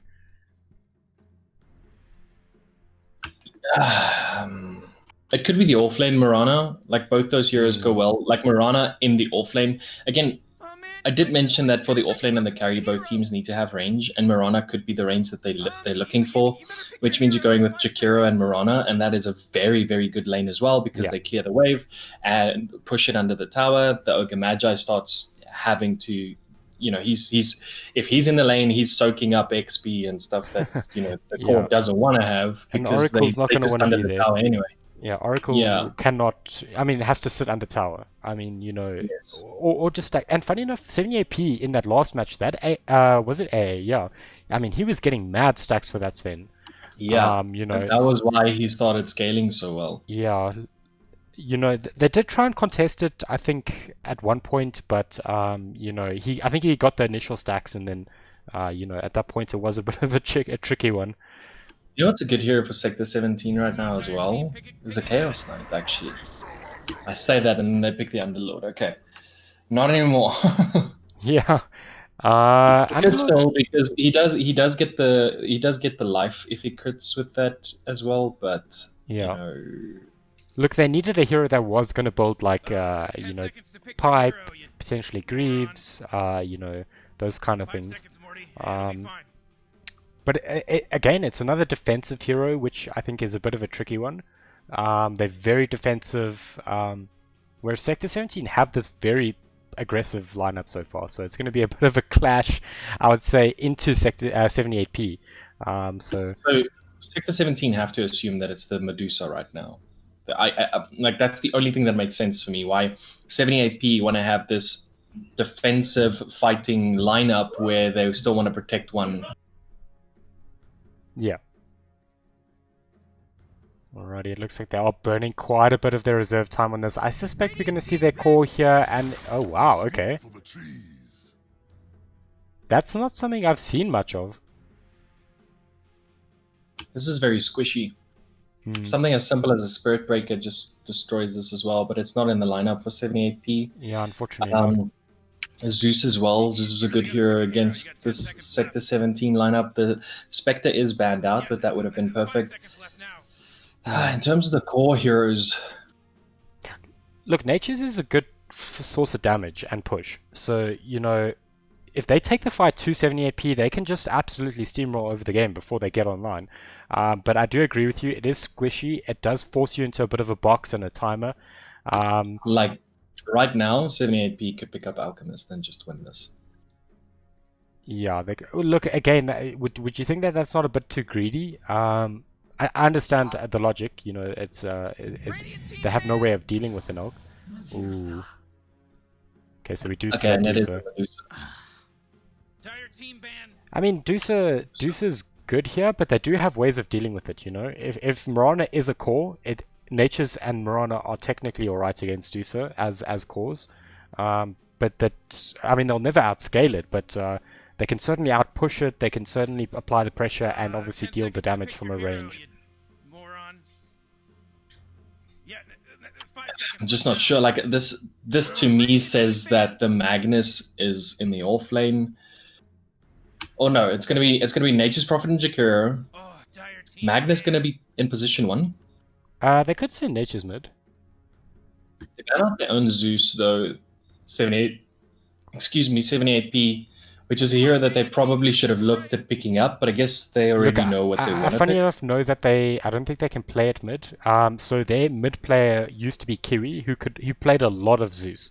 But he's since moved to off lane, so I'm not sure if there's like a bit of a hero pool issue there. For the moment.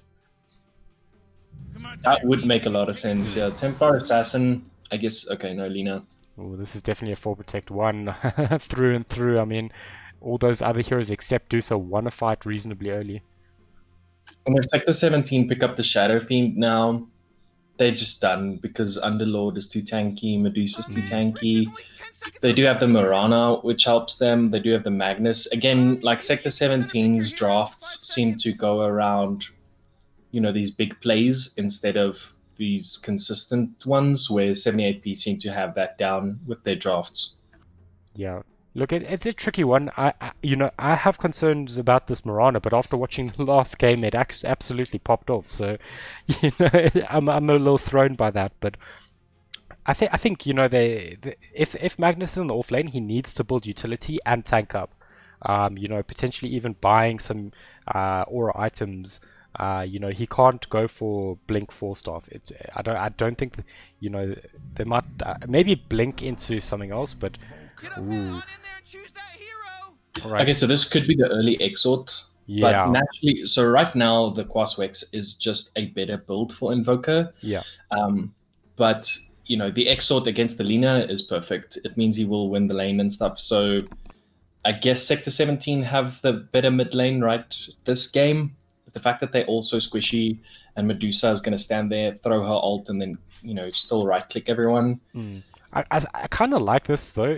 You know, obviously Quaswex, nice super early, comes online, gets Spirit Vessel, very good against some of their heroes, Ogre, Underlord. It is a ranged hero against Dusa, which is quite nice. So I'm on board with this. I think it's a bit of a tough execute draft though. Don't get me wrong. I think their draft is harder to execute, but it is certainly, you know, an interesting one. Like 78p just have the tankier lineup, and Sector 17 have a really squishy lineup. So I guess even for the Nature's Prophet, he is going for the silence early. You probably expect the Mirana to get a bit of farm as well. Maybe, I don't know, go for that Deso, go for even something as simple as the Diffusal, that kind of stuff. It is a core Mirana, so we'll see what actually happens there. I do suspect it is going to be the safe lane, so it might be a support. Wait, Nature's. And Magnus is going bottom, so he is in pos 3. Right, yeah, he's pos 4. Pos 4 mag. I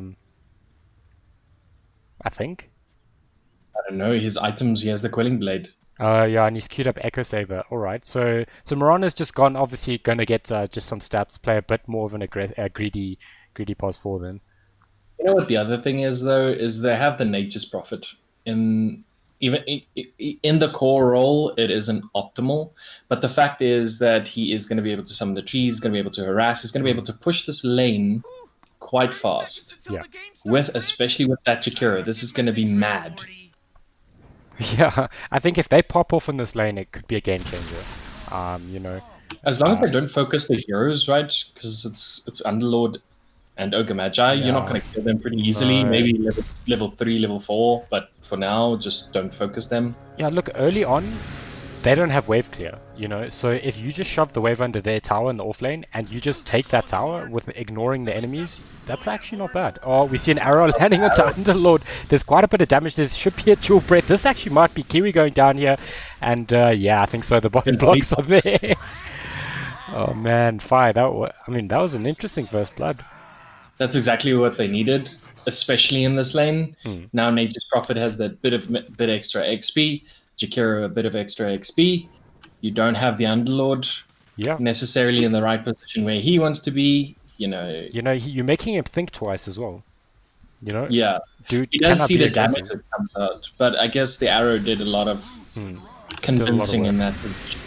I like what they're doing though. Just be super aggressive on this because Underlord technically is very bad level 1. Obviously he has gone for Atrophy Aura, which is a good trading skill.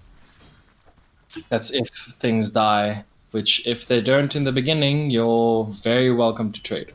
Yeah, I mean it still nullifies some of your damage, but this is a high damage lane actually from Jakiro and Nature's.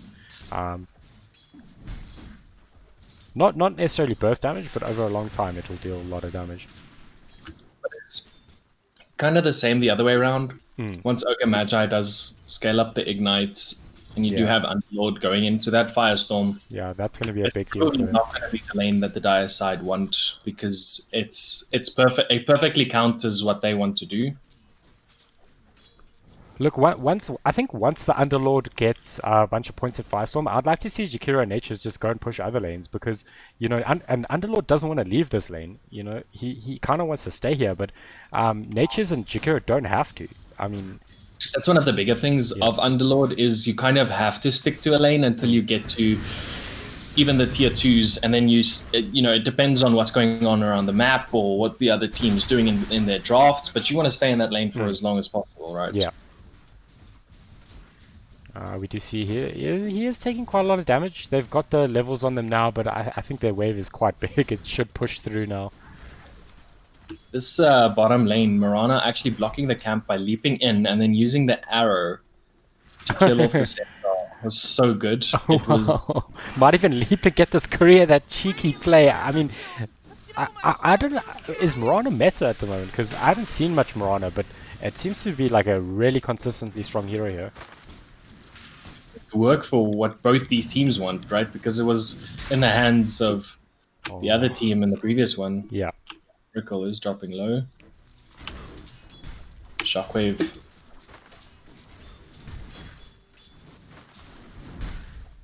We do see this Ogre is playing super aggressive on these two here. They're actually going to try go on him. But I think they're Body running... blocks from... Yeah. They have the liquid fire up again, but that's the other thing with Jakiro is you drop a lot of mana quite early. Yeah, 100%. Let's have clarities and stuff though. 13 and 9 for the Nature's Prophet versus the 12 and 8 on the Lina, and then after that 11 and 0 with the Medusa. But the Medusa is pretty low in health. Yeah. No, look at that. Oh, I mean, Oracle's struggling to just come into lane now. I mean, this Mirana should actually pick this up. There is a leap in 2 seconds. It is going to go for the leap. Oh, but the heals are coming through. Yeah, but Shaneski just cannot come to this lane. And I think Magnus should be able to farm reasonably well. He has a very high base damage. Not just that, is the Medusa's constantly being pressured by the wave alone. So, but if the Magnus is farming, the Medusa is kind of also farming, Yeah, which true. I'm not too sure if you want that. Yeah. Look, I think it's going to be hard to shut down this Medusa. I think they can actually potentially go on this, but it looks like Pastry King wants to go mid. I think this Lina is a reasonably easy kill. We do actually see that the Invoker has gone for Quas Exhort, which is kind of interesting. Like, if you're going anything, you should probably go with the Wex Exort. Now he's going for, like, Forged Spirits Cold Snap combo. So he wants to get a pick off in the lane, and it makes sense because it's the Lina. Lina is pretty easy to catch once you get that. She is one of the squishier heroes. Yeah, it's 100%. And also, obviously going Quas gives you that sustain against this harass from this Lina. Yeah, that as well. I guess that was the logic behind it. Yeah. It is a bit unconventional, I would agree, but I mean, I think he should farm pretty well here, and he's going to scale reasonably well, obviously having quite a few points in Exhort. And they need the damage. Oh, we see that. Actually, a lot of damage here. Bottom, the skewer is going to be used. Shockwave going to use as well. Oracle, he will get the kill with the Purifying Flame. Is dropping very low. There is an Empower on Wannabe. Is probably just going to get the kill, but like Medusa, you could just Yeah, I was afraid of that empower damage. Yeah, look, I mean, Dusa is still quite squishy. 1 point in the shield. But yeah, they're gonna. I mean, they're gonna struggle to kill this Dusa. Little is missing. Do you think? What do you think the build should be for Nature's? As we actually see him initiating here, it looks like they're going onto this ogre, but he's so tank right now. Marana missing the arrow is not going to help either. Jakiro out of mana. There is no liquid fire for 10 seconds. There is a fire blast for the Ogre Magi if someone tries to chase, and Underlord will just. And again, you're missing that kind of lockdown that they had the same issue last game. Yeah, look, I think, Jakiro won't put any points into Ice Path for a bit. I think once that starts coming out... dropping very low down. But Purifying Flame, there could be a right click, but it is going to be him skewing away. And the fact that he skewered actually saved his life because he had the one extra tick from the Purifying Flame. I do see that Dusa has actually got brought down extremely low there, so maybe... Do you think Invoker could rotate out of this lane, going this greedy build? Well, it's not actually that greedy because he's still going for Urn, right? Whoa, Dire's bottom tower's under attack. That's the thing, though. You're going for the damage. No, you shouldn't be. You should just focus on keeping up with this Lina because she's already level 7 and she is in fact TPing out. They are going to look to get the kill onto this Nature's Prophet. I can imagine moving on to Pseudo. Which should be a bit of a I don't tricky think they'll one. get anything. Like the waves pushed. I don't know why they called for the TP. Jakiro's in trouble for sure. Used. Do have the Light Strike Array still? It is waiting for the Nature's Prophet. Light Strike Array. Dragon Slave is going to follow up, and there is going to be the Laguna Blade to secure the kill. Looking for more Light Strike Array after to follow up. Dragon Slave, and that is going to be enough. Flash Zeke does get the double kills, so it turns out in very good rotation. Level 7 being picked up. Initiation bottom here. Taking way too much damage as the Medusa. Wannabe doesn't have the mana, doesn't have the Empower on himself either. The Fortune's End is going to be used, and just one more Purifying Flame not going to be needed. The Nature's Prophet is down bottom though. They want to get this Medusa. Does still have the Stone Gaze. You should probably look to proc it right now, but Oracle is going to take damage. 3P is getting there. Jakiro moving up. Liquid Fire as well. He will fall, but he does get the double kill. I don't know if that was worth it for them. Yeah, look, you do get the 3 kill spree from the Dusa, but I mean... Yeah. You do get the top tower as well, so I guess it's worth it for them. With the Jakiro that rotated, Nature's Prophet. Look, they lost their tower first. Radiant's bottom tower is under attack. TPing out is this Oracle, so they are just going to give up this bottom tower as well. But I guess this is where they start pushing up to just push mid. Don't even care. And then you start stacking, right? This Oracle has to start stacking now. Middle lane, Meatball is going to go down. The Cold Snap is still there. Want to get the Light Strike Array, but too much damage. Oh, it looks like Ogre's going to go down there. Just TP's out. Like, they should not be fighting down bottom. They should have just let the tower go, but I guess they wanted to use it with the Stone Gaze. Yeah, But then you got the mid kill, and no, it's just terrible. Again, Marana, such aggressive warding. I like it. I like that aggressive warding. It's they are the aggressive lineup. But we'll see if they can transition it. I mean, RP should be up again, so they can probably still go. Like, that's when they should be going, right?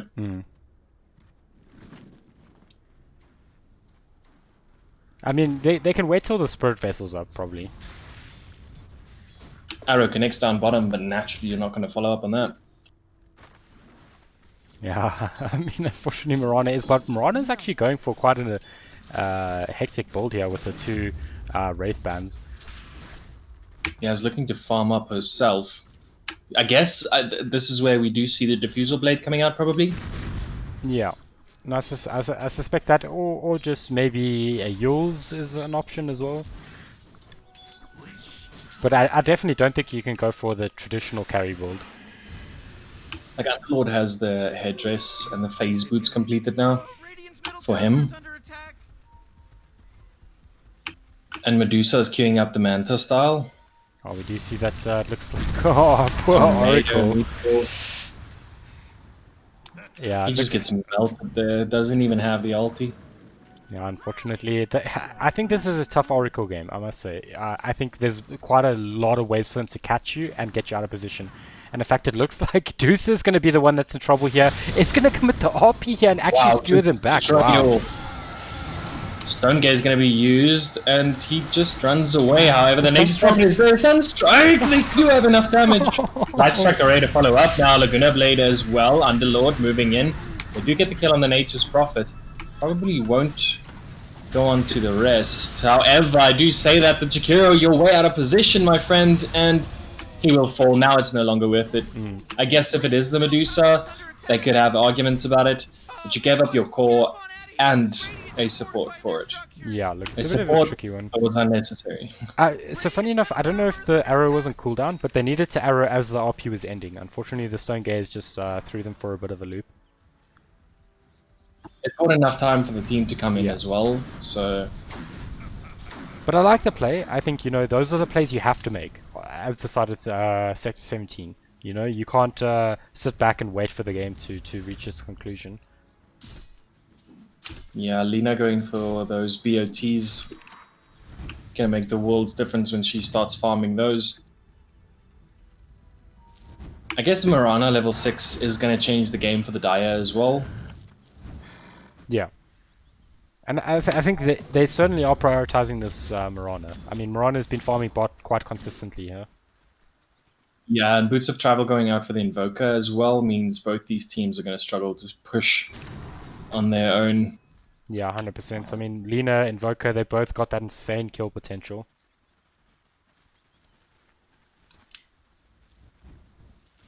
Just the wards and smoke coming out for the Mirana. I don't know what she's queuing up.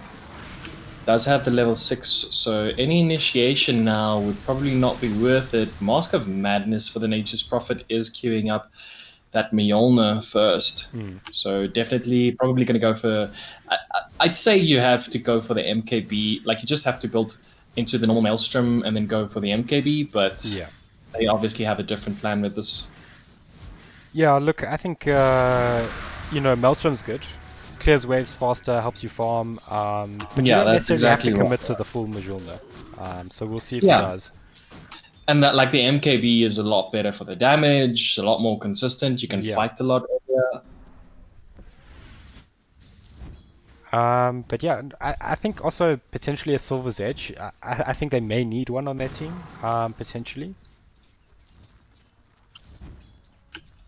I think his logic is that with the Mask of Madness, he's going to do a lot of damage with the Mjolnir. Yeah. I don't know. For me, it doesn't make too much sense, but I guess, like I said, they probably have a plan with it. Yeah, look, I mean, they need to, I mean, they need the key item up, and I think they, you know, whether it's Mjolnir or Maelstrom or whatever, they need that item, and then they need to commit to something.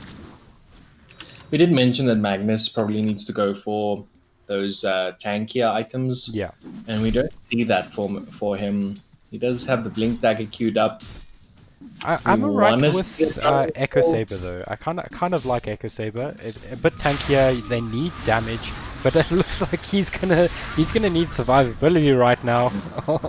There, it's going to be the Ignite, but he does get the Skewer off. How does that work? I don't know. He was stunned, but he was mid skewer. Arrow going to be committed here onto the Medusa, doesn't connect, and the Mirana, however, is dropping low. It does have Leap. Ice Path is going to be there to secure. Fortune's End was already used. He is looking to get the Purifying Flame off, but not enough damage. However, the Dragon Slave with one right click from Flash is going to do it. Very good positioning there from the Lina. 100%. But yeah, I think it looks like they're going to be grouping up and pushing on the side of 78p. I think they can. You know, just look, if they can get these tier 1s down, it makes it so much scarier for the side of Sector 17 to push. So it's a good way to counter them from grouping up and pushing. Fighting around this 15-minute mark, though. If they get the pick off, they do get the stun, but the reverse polarity hits onto 3. Does have to skewer. The Ice Path is there, and the Meatball to do too much damage. They will try and save this Lina with the Fortune's End, but He will just look to get the Jakiro. He's going to try get Marana, but Fortune's End does run out, and that's What an so RP. much damage. Man. I mean, that's the power of Invoker, right, with RP. I mean, obviously, Lina just absolutely was destroying there, but, you know... Like, their whole team just works so good with it because you have the Ice Path, Yeah. you have the Marana doing the Starstorm, you have damage from the Invoker. So insane once they get that RP off, and I guess the side of 78p are gonna be a bit more prepared for it next time. Yeah. I mean, that kind of makes me think that this Exhort build is actually perfect. Because, you know, where's the damage coming from if they don't have Invoker outputting the damage, you know? Yeah. It was the challenge with the previous Invoker as well, in the previous game, you know? Yeah, and like we said, even in the draft, it's probably not the best build right now, but for what they wanted in their draft, it does make sense. It does fill that gap, and that's why they went for it in the beginning. And they were able to commit to that Exhort from start, and that is why the Invoker is so consistent now. 100%. It looks like they have. I mean, obviously this game's slowing down a bit now, but that's unfortunately going to benefit this Deuce. I mean, we see Deuce has almost got this Manta, has obviously the treads and the 2 Wraith bands, but you know, once they have Manta up, I mean, Deuce is going to be a tough kill. Yeah, then going for Skadi, and then you're not doing much. Yeah, unfortunately, it is a bit of trouble. Obviously, you know, you can offset that with some diff blades and stuff, but it's going to be a tough one. Looks like it is picked up for the Magnus after that big team fight for them. So I guess we'll start seeing the aura items now, although Nature's Prophet, the hero that could also go for the Assault Chorus, we do see it a lot actually. Well, we see a bunch of items dropping there. Imp Claw, Dragon Scale, I think those are both brilliant items. Nether Shell as well. They just got everything they needed right there. I think they got all their drops in one camp. Yeah, they got 4 drops. in Yeah, one that was camp, wild. so- We do see a smoke up. This is a big play. They have RP. They got Blink RP as well, so no more skewering in for those RPs. In fact, they're going to spot Kiwi here. He could be in a spot of bother. He could just pop ulti though, but I think they don't want him. Well, Out of all of them, he's the most difficult to get, so they really want to get this Medusa or the Lina. However, the Yule Scepter is going to be there. Light Strike Array is going to try and skew out, but the Laguna Blade, along with the Fortune's End, does keep him in place and do enough damage to take him off the map. So not too good for them. It was supposed to be their pick-off. However, Marana, she put the ward down earlier and was able to get an arrow. Mid lane now, they are going to get enough damage on the Invoker, will be able to get that dust as well. But Lord is going to get the bit of Malice, and he will fall. Jakiro down is still affected by the dust of appearance. 117 Atrophy Aura stacks is enough. Definitely more than enough. I get- thoroughly enjoy this Yule Scepter from this Underlord. It's not, I wouldn't say it's a common at all, an Underlord to go Yule Scepter, but it's great against Invoker. You can never combo him out. And, you know, I mean, good luck with the RP, because he's got a way to stop you from comboing them after the RP. The other thing, though, is the phase boots, putting him in the correct position in order to get whatever hero needs to follow up, or whatever hero is doing the damage after that. So I guess this is where 78p start thinking, do we need BKBs? Yeah, look, I think that's a tricky one, because I think the side of 78p have a reasonably good lineup against BKBs. Especially if Luna goes for like an Ags. Yeah, that's a big thing. For them, because of the big team fights, they're literally counting everything onto like reverse polarity. The Fortune's End is going to be there. They do use the bit of Malice as well, but the rest of the team follows up. Light Strike Array will not connect onto anyone. So both teams knowing they have to back a bit. I say that, but Nature's Prophet gets caught by that Fortune's End again. Tornado, my friend, you have 1 level in Wax. That tornado is literally just it's more blowing of a from your breeze, face. it's not a tornado. Yeah. It's literally just breathing out, just an exhale. Oh man. Looks like we see Invoker might be in a spot of bother here. The pit comes out. In fact, they are, man. Are they going to Lagoon? No, They Just actually don't miss commit. it. They don't have enough damage. They will lose the Oracle, and they don't get the Invoker. I mean, they. Why didn't you commit the Laguna Blade? I think they thought they were gonna kill him anyway. But unfortunately, he walked up high ground and probably the darkness came in. The other thing was the mana, though. I don't think he had the mana because Oh. he did for the second before they let him go, though. Yeah, might have So been that- very close. But yeah, I mean that's a pick off and a tower for them. They're looking to fight still. The Pit of Malice is used. Does use the Firestorm, but will back out now. I say that, but they're chasing the Ogre Magi. They will use the Leap to follow up the damage. The Cold Snap is there, and then the Ice Path just locks him in place. He can't get the stun off. I mean, yeah, he was just standing there in mid animation for like I don't even know how long. Wow.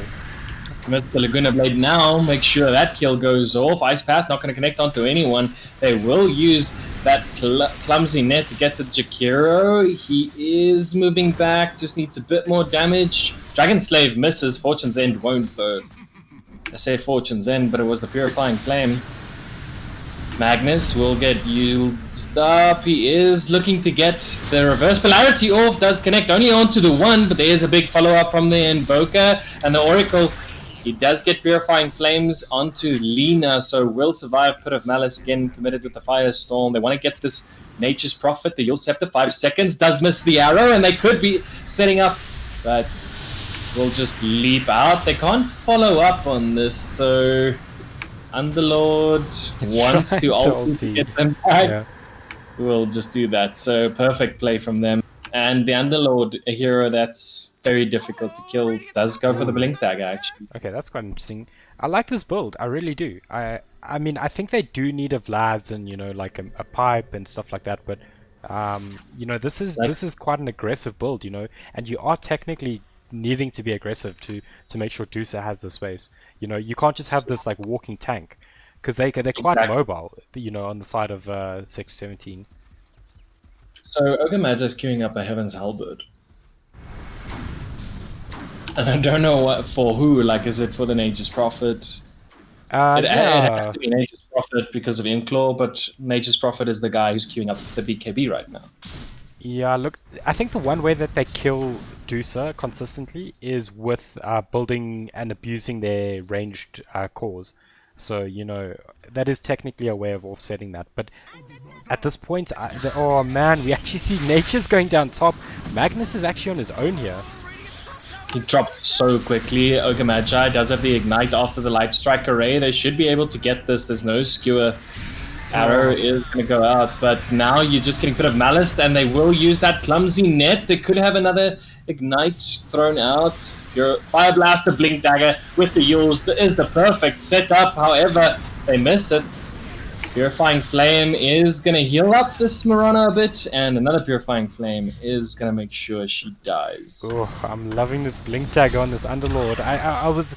initially I thought, oh, this is a bit maybe too much, a bit too weird, but I mean, it's popping off right now.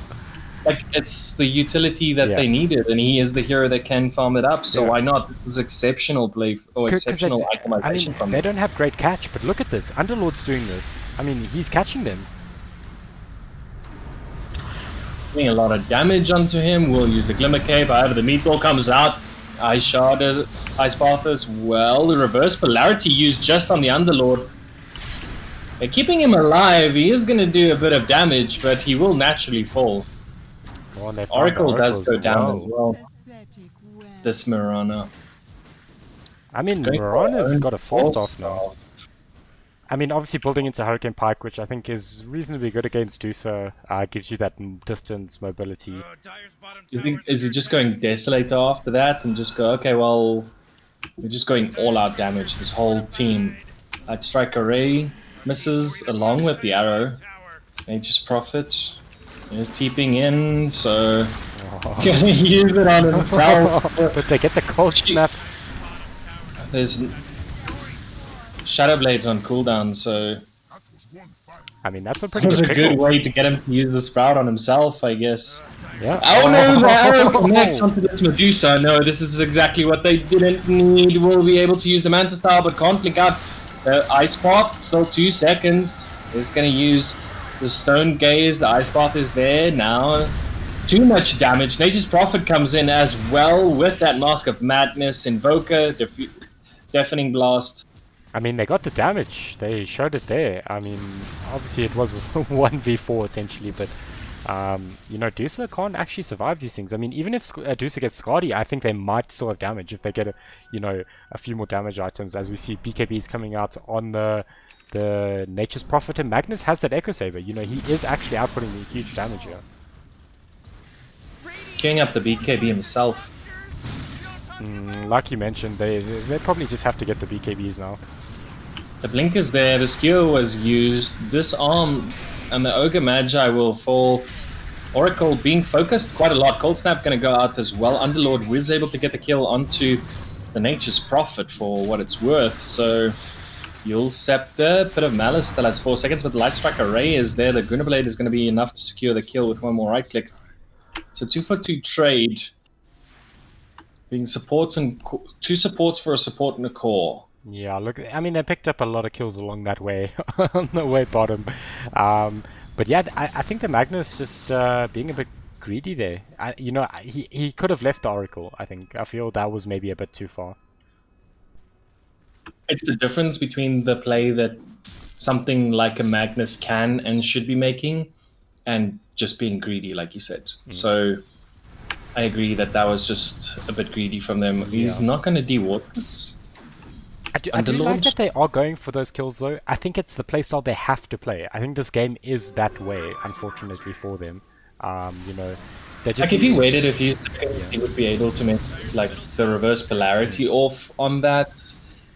Just going for the Oracle. Like Oracle is a powerful hero, don't get me wrong, but you shouldn't be sacrificing too much to get there. Oh, we see another 2 neutral items coming out from this ancient camp over here. I mean, that's insane. I think we've had 6 neutral items come out of there in the last, like, 10 minutes. I mean, that's a juicy camp. We know that ancients drop a lot faster, but it seems like this is just... I mean, they're just all coming, map hacks, Volvo, please fix. Yeah, like Volvo, please. You just need to stand in a certain position and hit them, and they just drop items. Yeah, it's like a pinata, dude.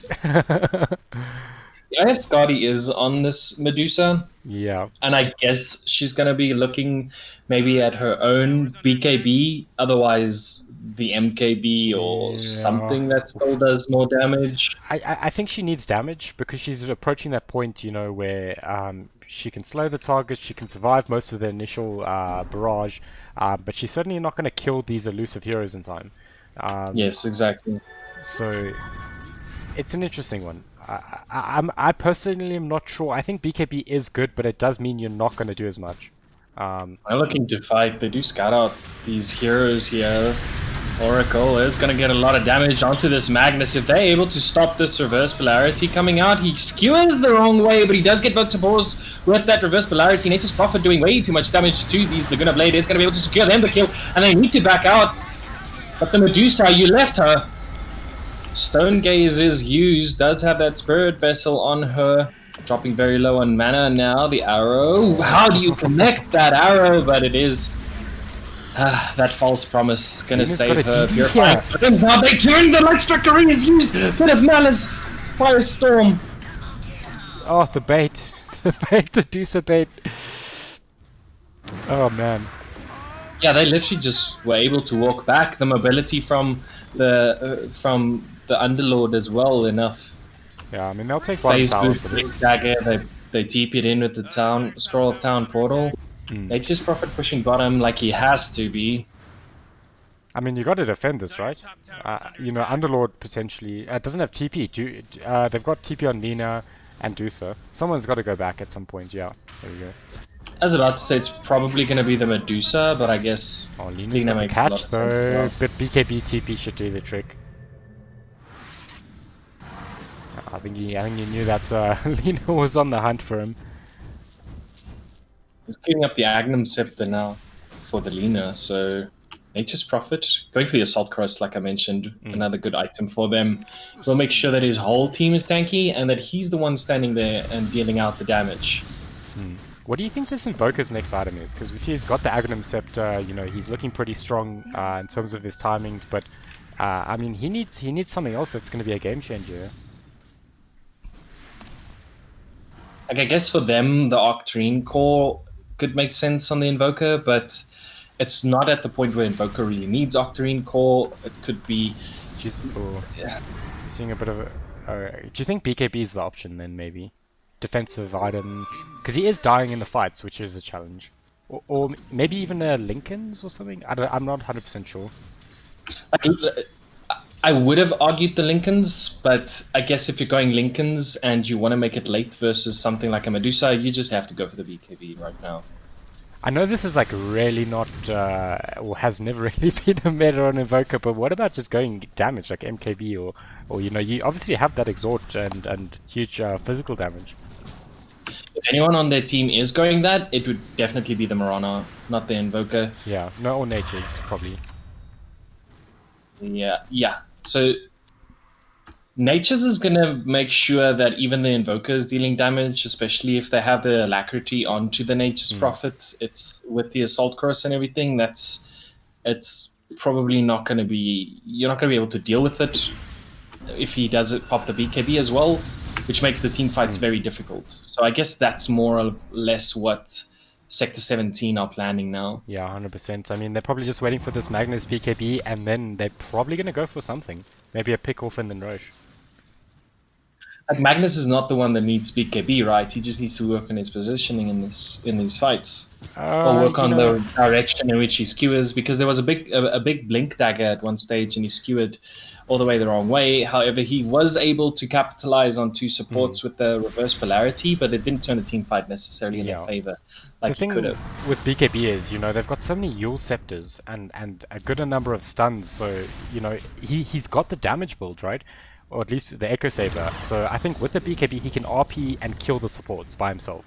You know, so I think that's the logic there. You know, obviously Dusa you don't ever want to really RP unless like you catch all of them, because, you know, obviously Auric, there's a good amount of save for the Dusa, and obviously she's just gonna ulti once it ends. MKB is going to be picked up for the Dusa, so... Ooh, MKB, yeah. I mean, we spoke about that. The damage had to come out at some point.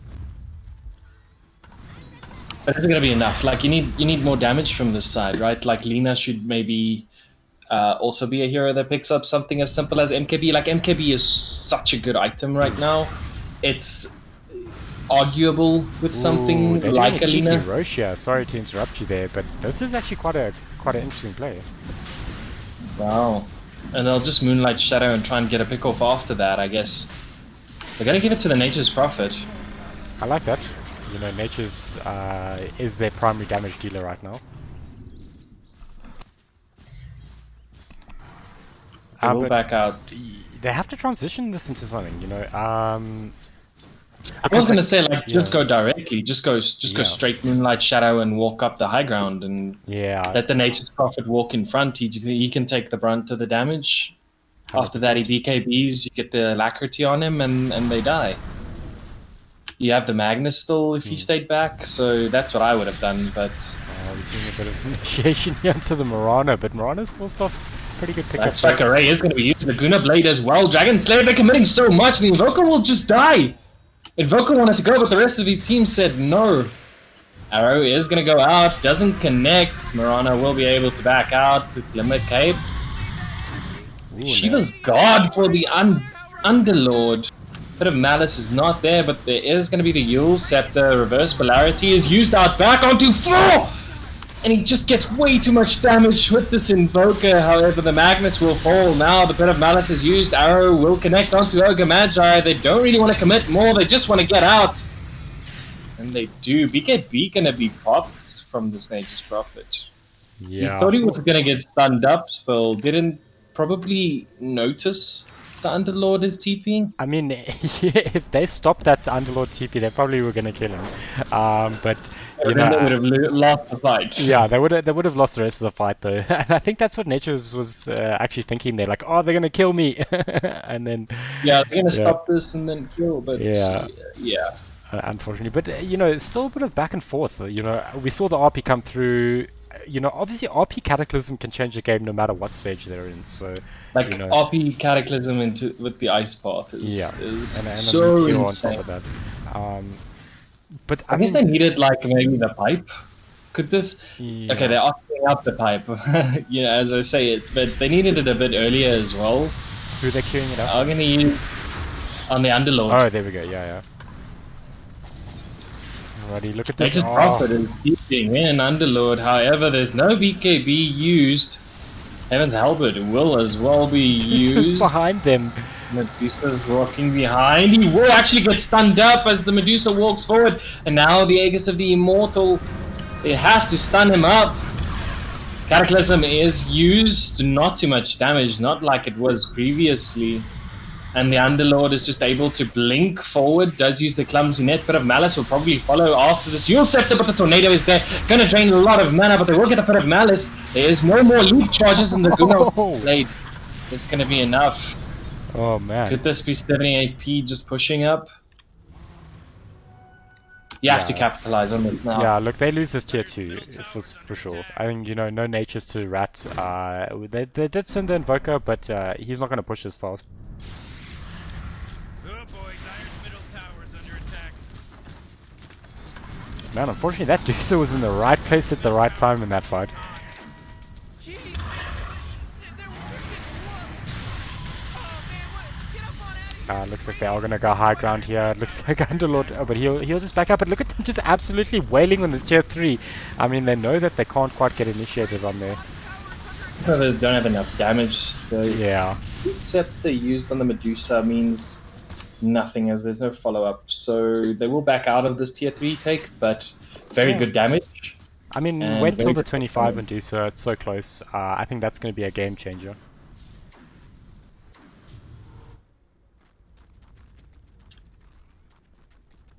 I mean, that's when you're the one picking the fights, right? Yeah, 100%.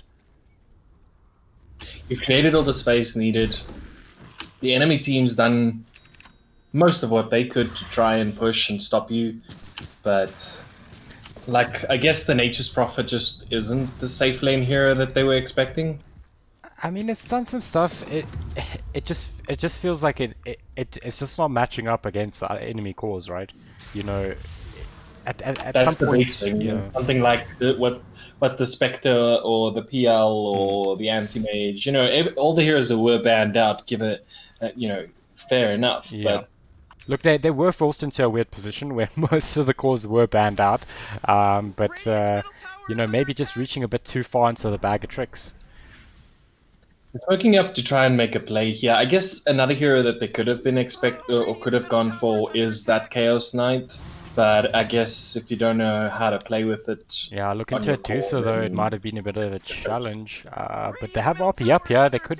Oh, they actually smoked up themselves here. it's doing a lot of damage. They are going to be able to pop it. This Oh, Dragon no. Gaze and the Medusa modifiers is out. They are going to skewer into a very big Cataclysm. Taking the brunt of the damage is going to be this Ogre Magi. Laguna Blade is going to go out onto this Magnus. Underlord is there. The bit of Malice. The Firestorm is going to be used. Dropping very low at Jakiro. Light Strike Array does miss. They want to get more. They will if he just follows up. You'll set the Oh, no, Light Strike good Array, dieback. the combo is going to be there. He will skewer away just in time thanks to that Tornado from the Invoker as well. Bit of a weird fight there, I must say. I don't know if you noticed, but the RP was cancelled or was off the mark. That's one of the bigger things with a hero like that is you can't miss those because then Yeah. you give up way too much.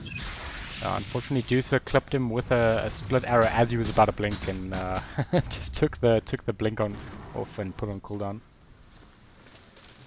And then the RP hits onto Yeah. nothing. Oh, Radiant's top tower is under That's attack. a spotted bother. Unfortunately, you know, obviously the side of 78p, they actually still can't push technically. You know, they need something like an Aegis or something, because if they push and lose a team fight, you know, they're going to react so quickly. They're going to push quickly, and you know, that can change the game. Money to burn. 40-minute mark and they had both shrines up. Oof.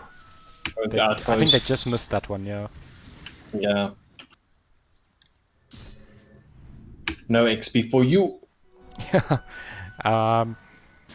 But yeah, this is interesting. I think Lina, yeah, we see Lina's actually going to get that Aghanim's Blessing, go for a sheep stick, which is quite interesting. I like that against these BKB cores, so that's quite a good pickup. I still thought, yeah, I mean the Aeon Disc obviously for that RP, and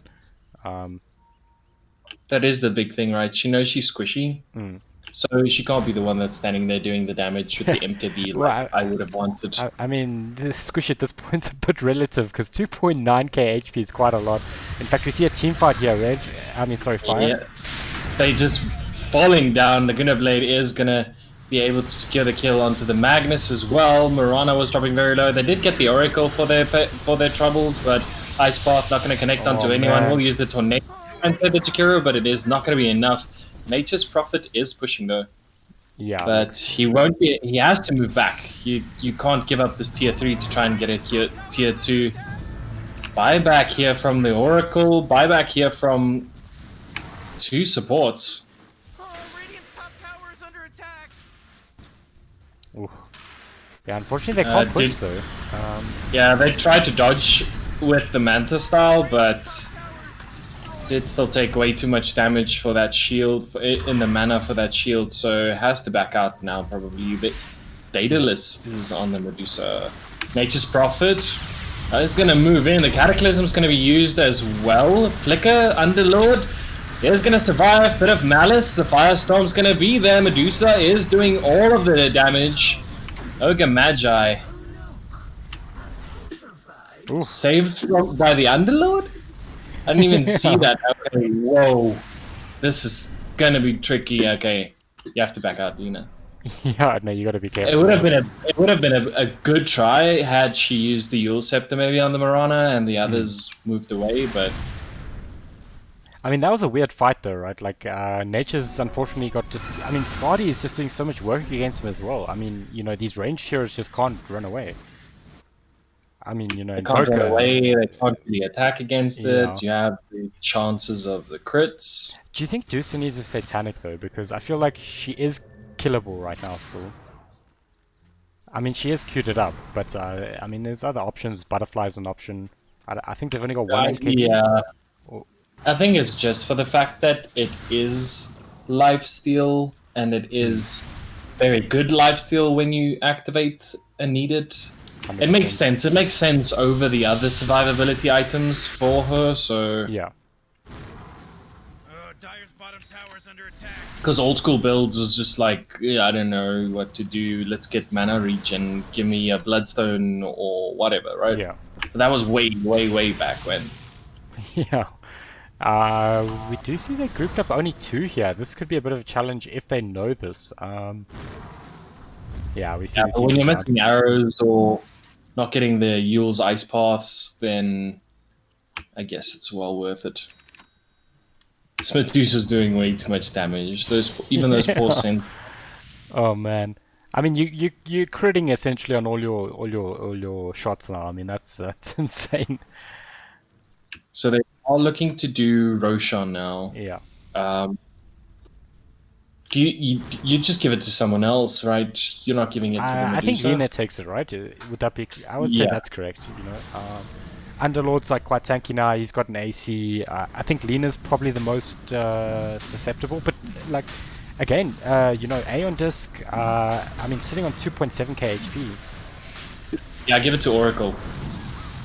I mean, that's a vibe. That's legit. I'm not even joking. Just Yeah. give it to the Oracle, and then if the Oracle can keep you alive in the fights and Oh, stuff, the man. reverse polarity is going to be used. Only connects onto the Underlord, and now doing way too much damage. The Skewer. And now Yule Scepter, Light Strike Array, the combos there. Another Yule Scepter going to be used. Will they use a third one? It's not going to be needed. The Fortune's End's going to be there. But a Malice. Nature is Doing is nature's TP things. top, but now your mid tower will for surely fall. I mean, And Lina is yeah. defending bottom already. Will probably just go to top now. they just need to kill that one creep though, which they do. Medusa does try and actually Oh, no. aid again, but doesn't land it. Put a Malice going to be used. Shiva's Guard as well. 4-staff out. Ghost Walk. Bit of backdoor protection, but this Medusa is just hitting like a train. Yeah, I mean, they're going right through that backdoor protection. Plunged into a sea of abuse. I mean, it's taking a while, but they're getting there. Only because the Nature's Prophet is there, but they should have it now. Do you go for the Agnum's Blessing on Underlord just to increase the damage on this Medusa? Yeah. Dire's middle barracks are. That could be something interesting to I go mean, for. that could be quite cool. Towers under attack. Radiant's middle tower is Nature's is doing like what he's supposed to be doing. got destroyed. I mean, he's got But, 7k yeah. in the bank. I mean, you know, maybe just rapier and just hope for the best. Oh, this Medusa. This Medusa's just tanking up and taking it. I mean, There's sitting no with damage. cheese and There's no Aegis. mana for that. Yeah. It's because of that Aegis. She really just wants them. She's shouting, "Please, just kill me once Kill already." me, please. So that I can use my Stone Gaze. There should be enough damage now, but they just kill off these heroes. Yeah, Dusa, what a hero. I mean, what a hero. Cataclysm, arrows there. Now you're gonna lose that Invoker. Reverse Polarity, however, still don't have the follow-up damage. Yeah, unfortunately, they are falling off in terms of the ways of killing these heroes. I mean, Scott, he's doing so much work. Oh, look at that You know, damage! walk up to the. Now the buybacks, Light Strike Array, they will be able to use the False Promise in order to save this Lina. And that's dieback. Lina stole the rampage. Dieback. Oh, and there's the GG's being called out. What a game. What a game. Turns out this Medusa, late game, like Sector had what they wanted, had what they needed, I guess. But Yeah. again, their draft just was too squishy, especially versus something like the Medusa. Yeah. Look, I liked what they were trying with Sector 17. You know, I think there was a lot of promise to what they were doing. I just think it was a hard execute, right? If you look at the side of 78p, theirs was actually a straightforward execution in terms of their draft. But, you know, they did find their rhythm for a bit, but then it just fell off, you know, because then there was users coming out everywhere. There was, you know, Shivas. You know, there was a lot of tools that they got that could deal with what they were doing on the side of Sector 17. And the big thing being the Underlord, Yeah. being fucking Util. Who would have guessed that? But the other thing was, Well, it wasn't just util, it was like mobility, which is not, and the not, catch. yeah, the catch as well. Because they don't have catch. You know, Lina's probably their best catch, but you know, that kind of catch gets Lina in trouble often. And that was the big thing for Sector 17. The Nature's Prophet and the Jakiro wanted to push all the way to the tower the whole time and take the tower early. But you're not doing that against the Ogre Magi and the Underlord. Yeah, 100%. But I think with that, well done to both 78p and Sector 17. Obviously, 78p are going to be moving forward in this lower bracket. And unfortunately, Sector 17 will be dropped. They'll be knocked out of the tournament. But they certainly put in a strong performance. They looked good. But Fire, I think that it was a good series at the end of the day. I think both teams showed exactly what we wanted to see from them, especially in this lower bracket. Sector 17 Game 2 bringing out something way different, something that they needed to do.